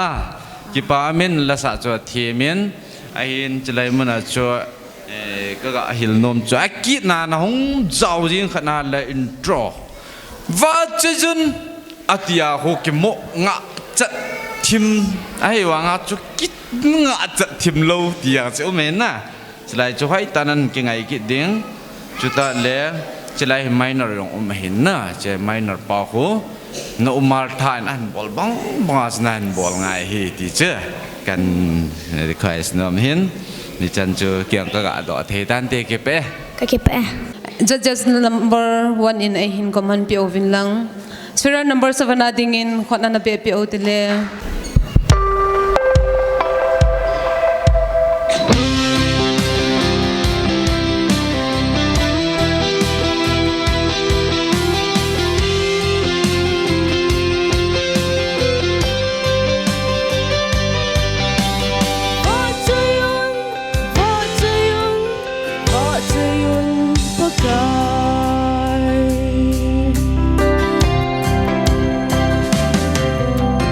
Linh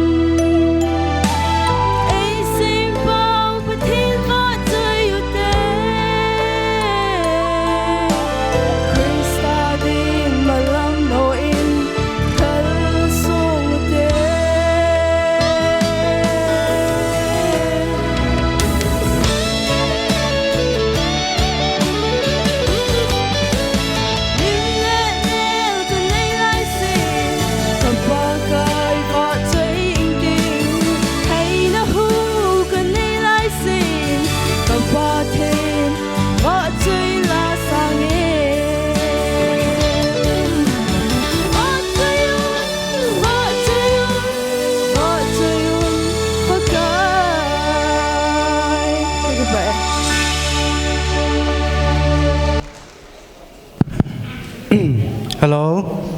Hi. Serial number 7. Kuinan kihil saham. Kay là kay không kêu. Phone nan kihil sa nan cho nè. À. Okay. Team này sa tu nên hạn sa cho.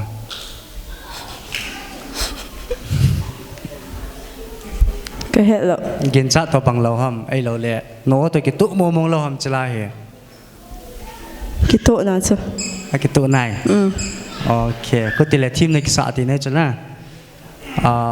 Do cái hình độ ta bằng cho. La nó sa pe na hi na. Nang lên nang neki Việt Nam. Nala sa neki Việt Nam nang lên nang lại lang va ho về là neki vam neki Việt Nam na. Ai lo lẹ cái họ đi đàn họ neki Zilam. Cái gì thao. Ipiti neki la. Neki Việt Nam chứ nè. Nal mo neki sa me le nal neki sa. Nal na chứ. Ale confident level hoya na ale chi tu nia hin kai ta le chu next round le hon tu chung ai chela hi zat vevel na hung ki zela ne he dana Cái hazil chứ. Via somni be va ve ta. ve som ni be na khutile tu hin kai ta le chun la aban le izat ve ne ki zil de Chứ sao cái hazil cái đấy. Phải thì ham ta nó không cày phát lên na hi chi ala no jong ki thomen lang ala no na ko na hi a modulator su cái hin na cho jong hi senior ho ki do en lang na a kai de seller ho vel kala la chilaya to ki tu lawa hin sa au hin na kala la cho hom zen na jong le pronunciation ho vel ko ki do thai mam ti ho vel na ki chu next round la dinga cái hình say nôm he cái chân chú tan te cái phải Twice serial number 8 he judges number 4 in comment in a piding win iket sawin serial number 8 lim nan khot ha bengan beng kinute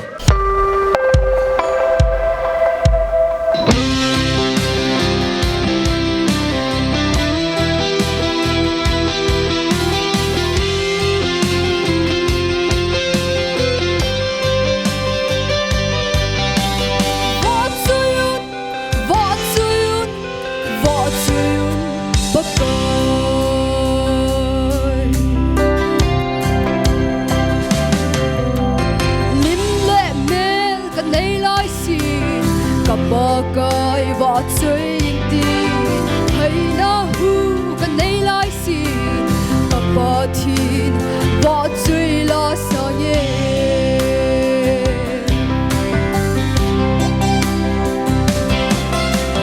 Alin anh nêu ở hiên bồi ở hậu ở vài hiên lâu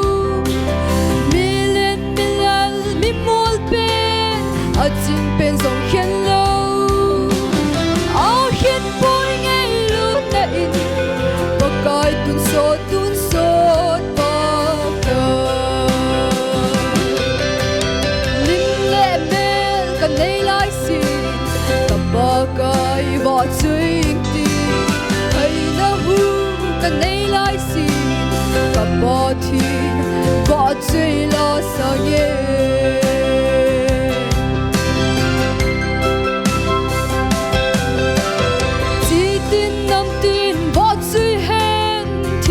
nam ti min zong muôn lên thang đam phai hôn sóng và cài và trời chi un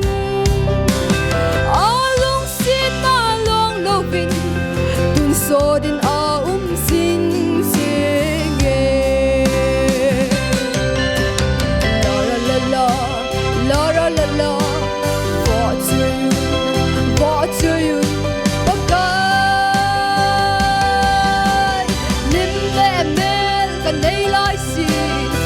bagai và chơi tin hay na hu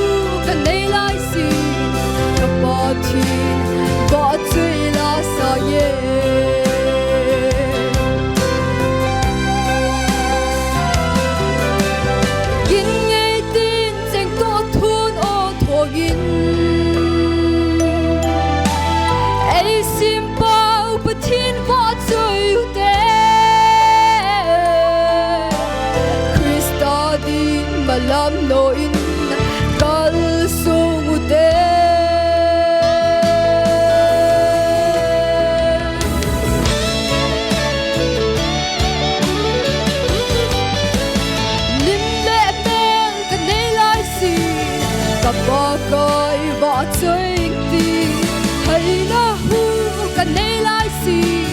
ka ba thin ba chui lo so ye ba chui ba chui ba ka Pati pa eh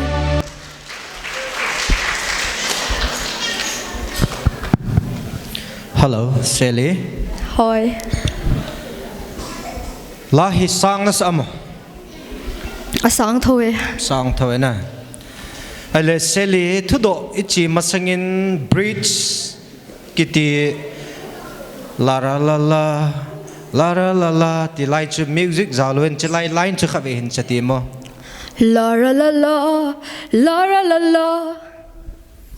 Aban ten yang chu sabet. Võ tsuyun pakai Chilai ka chu aki na khat amen na.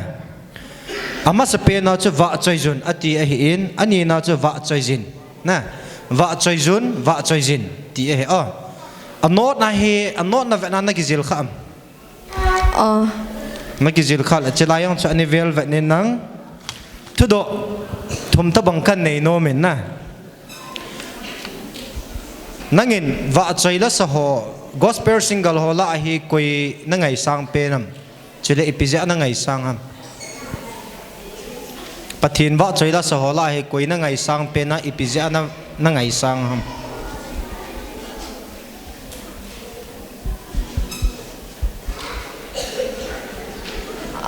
kanu thi mahin na thi thim khong sa hin o api in na chule akai dan ho nal ka sa e chu nan shading ka gin cha thim hen nanu thim o na kilo en na nanu neu ham nanu len ham ma kanu neu he kyong ka gin cha thoi ale ani na dinga chu na hin khusunga he na nong kho he the na hi a ko nai na thi chana dinga he ipi na gi chat pe nam ipi na ki chat pe nam thi ding ale na thi masang zo ti te tu a ko na thi masang chana dinga ipi na ki chat pe nam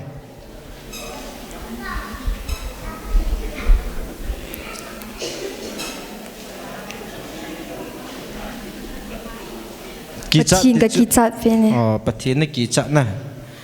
ki pa amen pathin gi chat le chun pathin thu a pathin dei lam hin ko man ni ti na hi na ke wang chun ka ki chat pen hi khat amen ai wanga chi sei do dang ka ting ai le no mai hin ko adinga hi no mai khat hi na zala na no mai khat na hi na zala hi ipi poi mo penam no mai khat hin ko adinga he kitu ngai ki pa amen nang jong pathin nin num pin tin pathin na ki chat bang pathin jong nan lung sit nin tin hin ko ki tup ta en mang dingin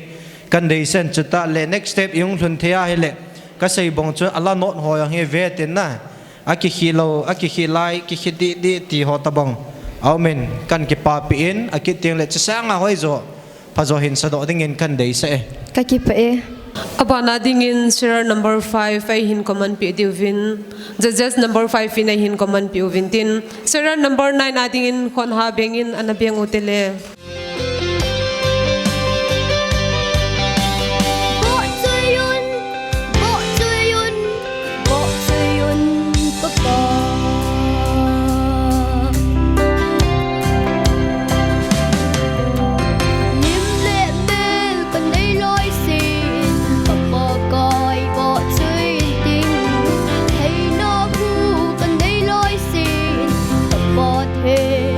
Bộ chui lo song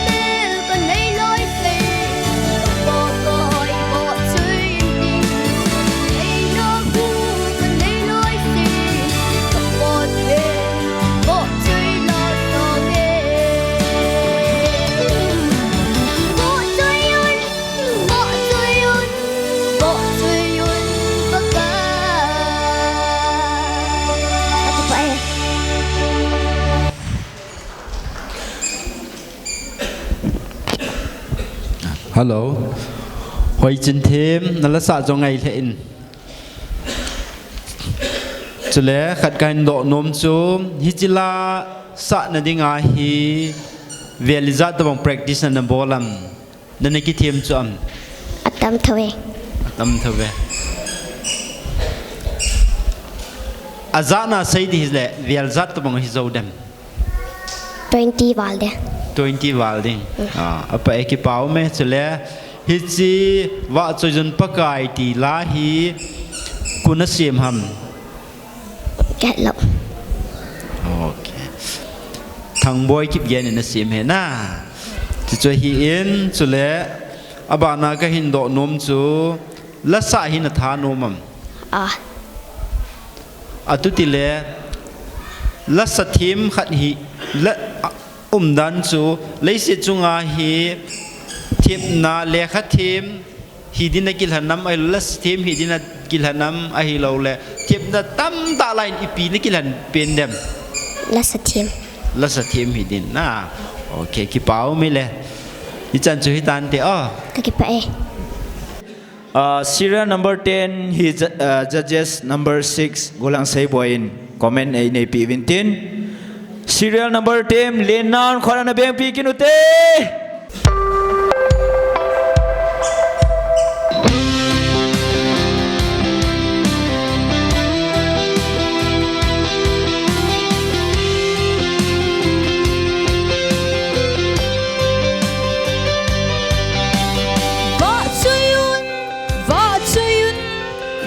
Sayun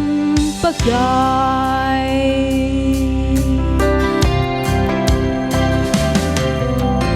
lim le mel kan nei lai sin kapagai va chain ting hey na hu kan nei lai sin kapathin va chai la sange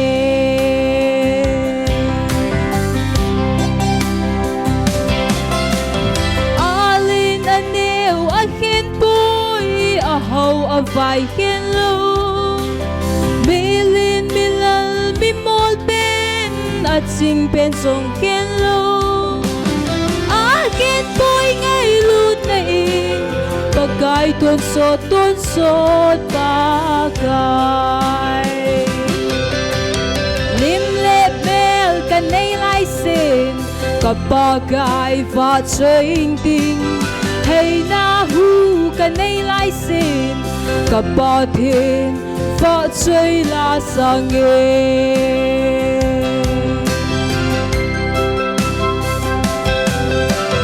chi tin nam tin va chai hen thil sim nam ki min so mol le hang dam phai hon song pakai va chai chi un vin tuần xuân in xinh xinh la la la la la la la la vợ chayun pakai lim lep mel kan nei lai sin kapakai vợ chayin ting hey na hu kan nei lai sin kapathin va chai la sange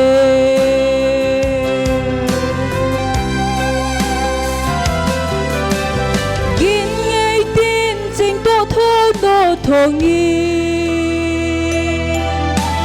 ai si bao pathin va chai u te Krista din malam no in kal song u te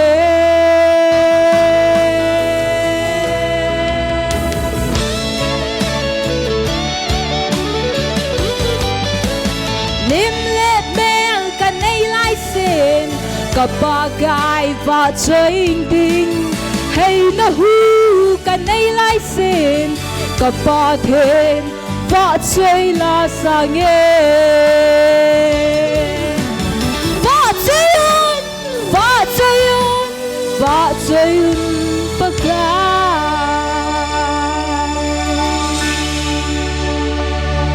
kaki pa e hello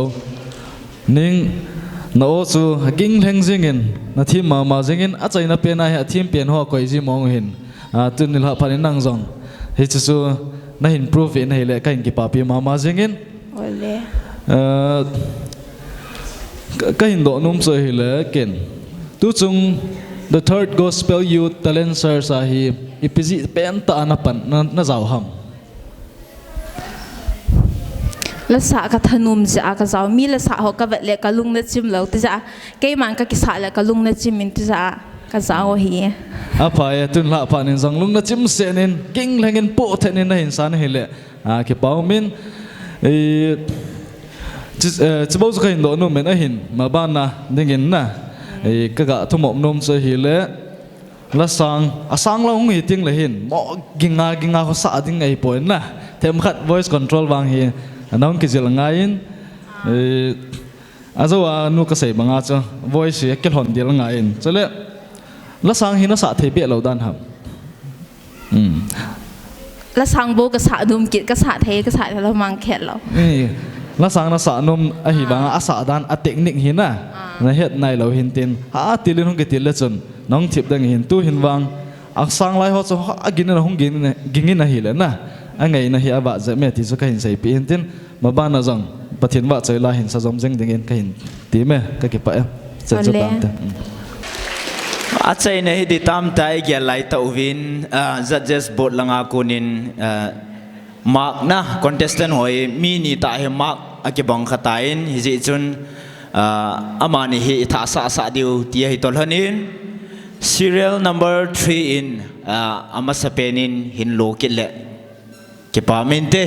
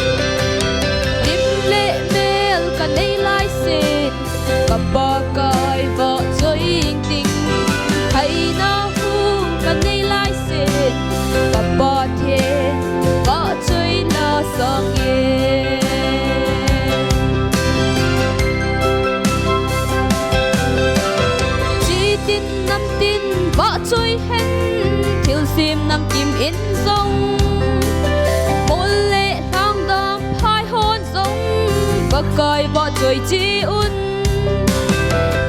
lung xin long lục vinh tuôn số in dinh dinh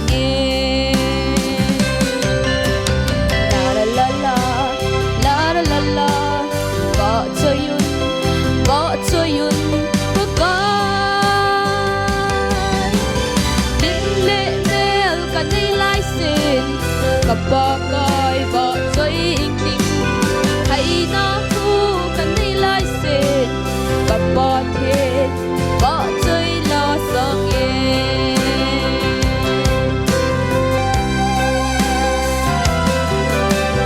in ngày tin tranh tổ thôn ô thô nghìn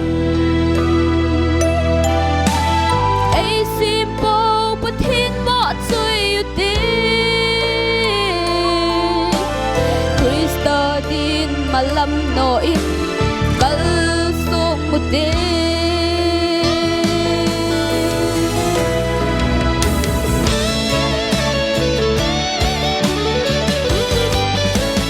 nimle mel kanai lai sen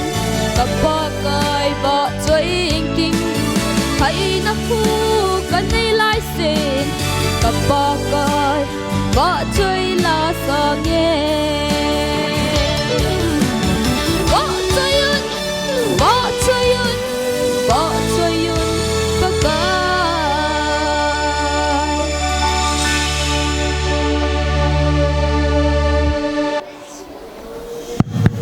Hello. Serial number 3. Napa min lung ke ne het tam. Ne het ta na ki pa me. Finance kam hulun hita lau na. Okay. Na sa chani ne team che jeng ezawa sudi te ka tin lai hoyong cha tam zonan sudi tan ki pa min. Na wang phan nang min rong li bawa sa nang rong nga na sa dai tan. Registration na tha bol nga in tin. Ken kan sei nom chu abana he final round yung lu na hele ki van dan pa kan sei nom men na dap he jong le tu lai hi phal bilai chu ai tan hi jong le tham khat formal devin taka ichen jong le itaka chu skirt ham pun ve ham khat hup sa na smart thana hung dingin kan team nomin akit ting le chisanga ha jil hung ki jil nang chisanga team jo sado ding kan dei se ke pai number 9 hin command pi divin judges number 6 in hin command pi ole phante serial number 9 ading in khonan be pi kenote.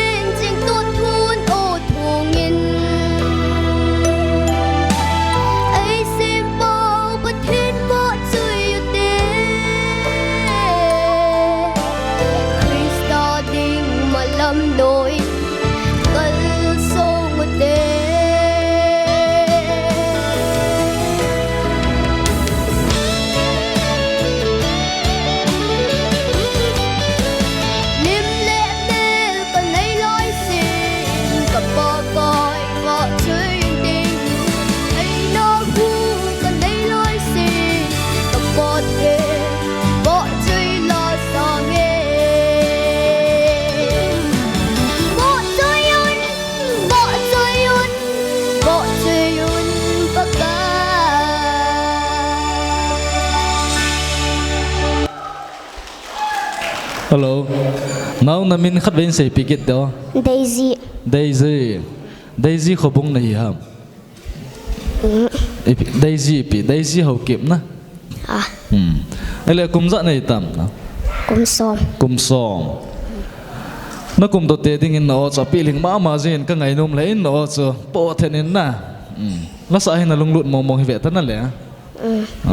Cái papi nó mà riêng in chapang cha thì apa thiên bạ chơi là nó pan là thấy cái papi in.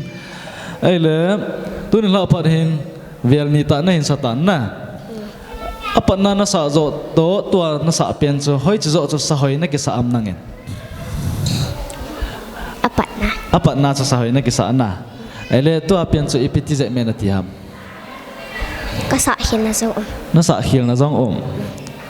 Na sa hil na zong na tin ai wang ke chon ka do be point. Ani nin thim kan sai na ma ba na zong pathin ba choi la ha sai ni sa ta on le chen satan ka sai no. Ka pa e.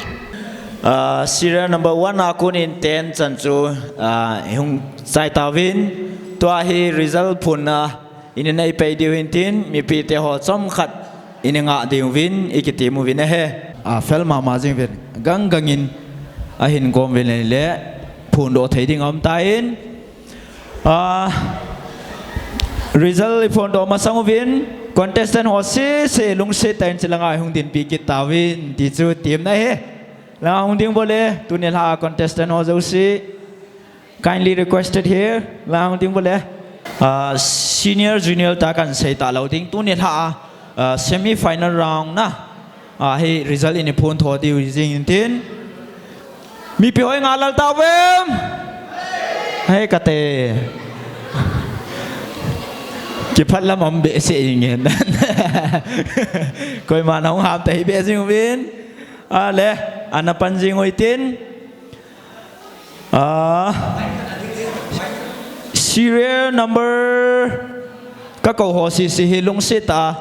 chilang he yung din pi diwin ikitimo vena ama sa pending in serial number 2 lung sit tan masangai ding piwo okay abanin serial number 4 lung sit tan malan di piket wo abana serial number 6 yung din pikin wo Japamin abanin serial number 8 yung din pikin wo lungsitain abanin serial number 9 yung din pikin wo at sa inamong tingin serial number 10 lang malang din piwo amo hi tunil ha dinga akai lo hitawe kitile ata hong su mai thein tin kan ton he mi pi hon tunil ha he diu chu amo si semi final round through hoi tawe khon na be piute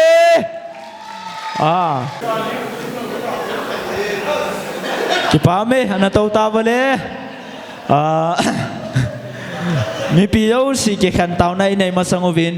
YD chairman pan phat chomcha la nom jin ama phat na piute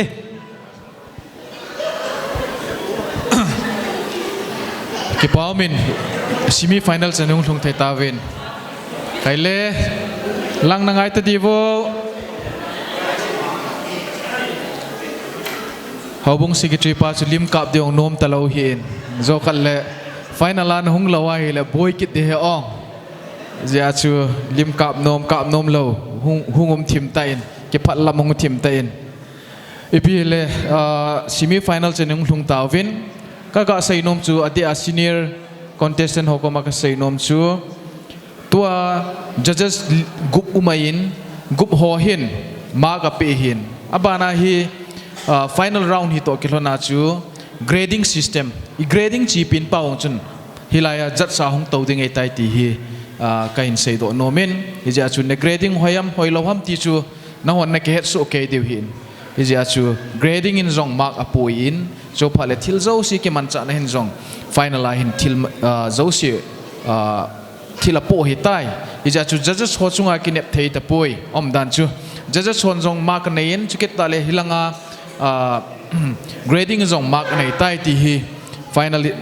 final na hin to di wei ta ja chu อิตยากิสะหอยาจะชวนจงฮิตามักอีปีไออีพวละเกี่ยกจันเทลหอมที่ขัดจงเทหินะฮิจิจูฮิเล grading อาปัจจุอินเวดดิเวนตัวทีเอ็มจิทุ่มน้องกิเลงโตฮิตายฮิยาจูจะชวนจงอเวดเทหอยเชลันเวดดิ้งโจติงเลน grading อินจงมักน่าหินปีเบดิ้งวะฮีมักอลุยลาดิ้งฮิปุยมักปีเบดิ้งโจอาเก็บไว้ฮีที่ฮีอีกาเสยโดนมฮีอินเก็บเป้ามินอากิตเตียงจงเล final นี่ละฮีเอาบุงเตะก็มากระทุ่มนะไปหินเตียน Sunday นี่ละขัดฮีไงไปกิดวินลัง Sunday เกี่ยวกับตบงไงเกี่ยวกับเลวว่าฮีเลน่าหัวมัวปนหินตัวนี่ละหินมีเกี่ยวกับข้างไลmusic secretary ป้าอดีตเนียวปู Sunday นี่อากิทุ่มต่อจะเก็บปานต่อมีกับเวทนาฮีเลอากิปานะจุกจำกิมดิ่งกับสับปูอินอย่าจุกเก็บปานะข้างไลเตียกูน่าเก็บปานะจำกิมไทยนะดิ่งไอ้ลมขัดเลนิ้วโอปีน่าเก็บปานะจำกิมไทยนะดิ่งเห็นดิมเชนินขัดไปกี่ความเลวหันทีฮีมีปีหอไอ้ลำขัดเขาบุ้งมีเตะติบนโนมเห็นเฮียจูข้างไล่เตะทิลนัตโตไอ้ลำขัดเละอีขดอีข้าอีบานโตอีเก่งอีขดปังเตะหอ department ขัดจูอีทบละว่าฮิเลจุนอีพิธีฮิตาวัมตีไอ้มหาโซไอ้เก่งไอ้ตัวดิ่งเว้นอีกระไดเซนเจจุนตัวนี้ละใจจันเกียปาเตหอเอาบุง chairman secretary ME chairman ปูฮีอินดังหัวฮีวินอดีต chief guest ปูหัวปูอินเก็บเอามาจริงตัวจันเกย์ในอุบว่าเกี่ยวกับอันไหนหัวจงอจีกำตันฮิจิงจงเลยนั่งโต๊ะจิลายา secretary ไปนักเฟลฮอนินเก็บเอามากระใส่เจจนงาจงหน้าใส่โจลูเก็บเอาทุกคนพงอินเอาบุงหัวจงเก็บเอาทุกคนพงกิดิน December final Sunday ในปีกิดดิวจงงาจงว่าเก็บเอาทุกคนพงเอฮิจิจุเกย์ใส่นมตันเตะเก็บไปจนจุดตันเตะมีปีเราสิบอนซานอันดิ่งไว้ตินเกี่ยขันเต่านะไอในปีเดวินอุปาดีเป่าขลุ่นอามาพัดกิโลดิ่งินก็วินเฮไอตองข้างไล่ฮอนโปรแกรม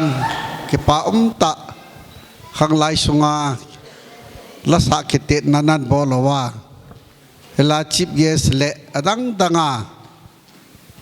คนมอลปาซอลเอเรียหกบุงาข้างไล่เจลเมียนเจหงจง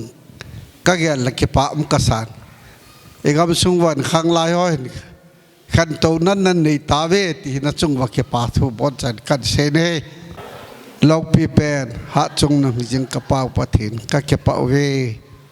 นั่นลงสิทธิ์นั่นละดีมโนยาในเจนว่าตัวนาข้างไล่อังไพข้างไล่ห้อนลากิเตนะไงตะไม่อันนี้ว่าพาดหอ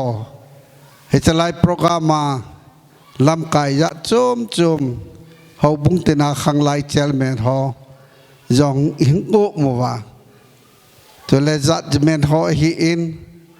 อาสาหอละสาปังหอฮีอินตัวเลมีปีหอฮีอินพัดเทได้บุว่าอาใจนัจันมังเทียวังนิบุจินนั่นเป็นกระทั่งว่าอินนักกอบะเก็บปาทุกเสียงเฮปากายตุนกิขันดิ้งกะฮิวินมีเฮมกะฮิเวปากายอินลำจนเจกดิ้งกะฮิสิละบอยในดาดรอปิอุนังนับพัดเทบุนโตกับโปรแกรมไอ้กิขันสัตย์ดิ้งนับเป็นปีนังไงจานหัดจงนงกับปากายยาสุมินกระทูเมอาเมน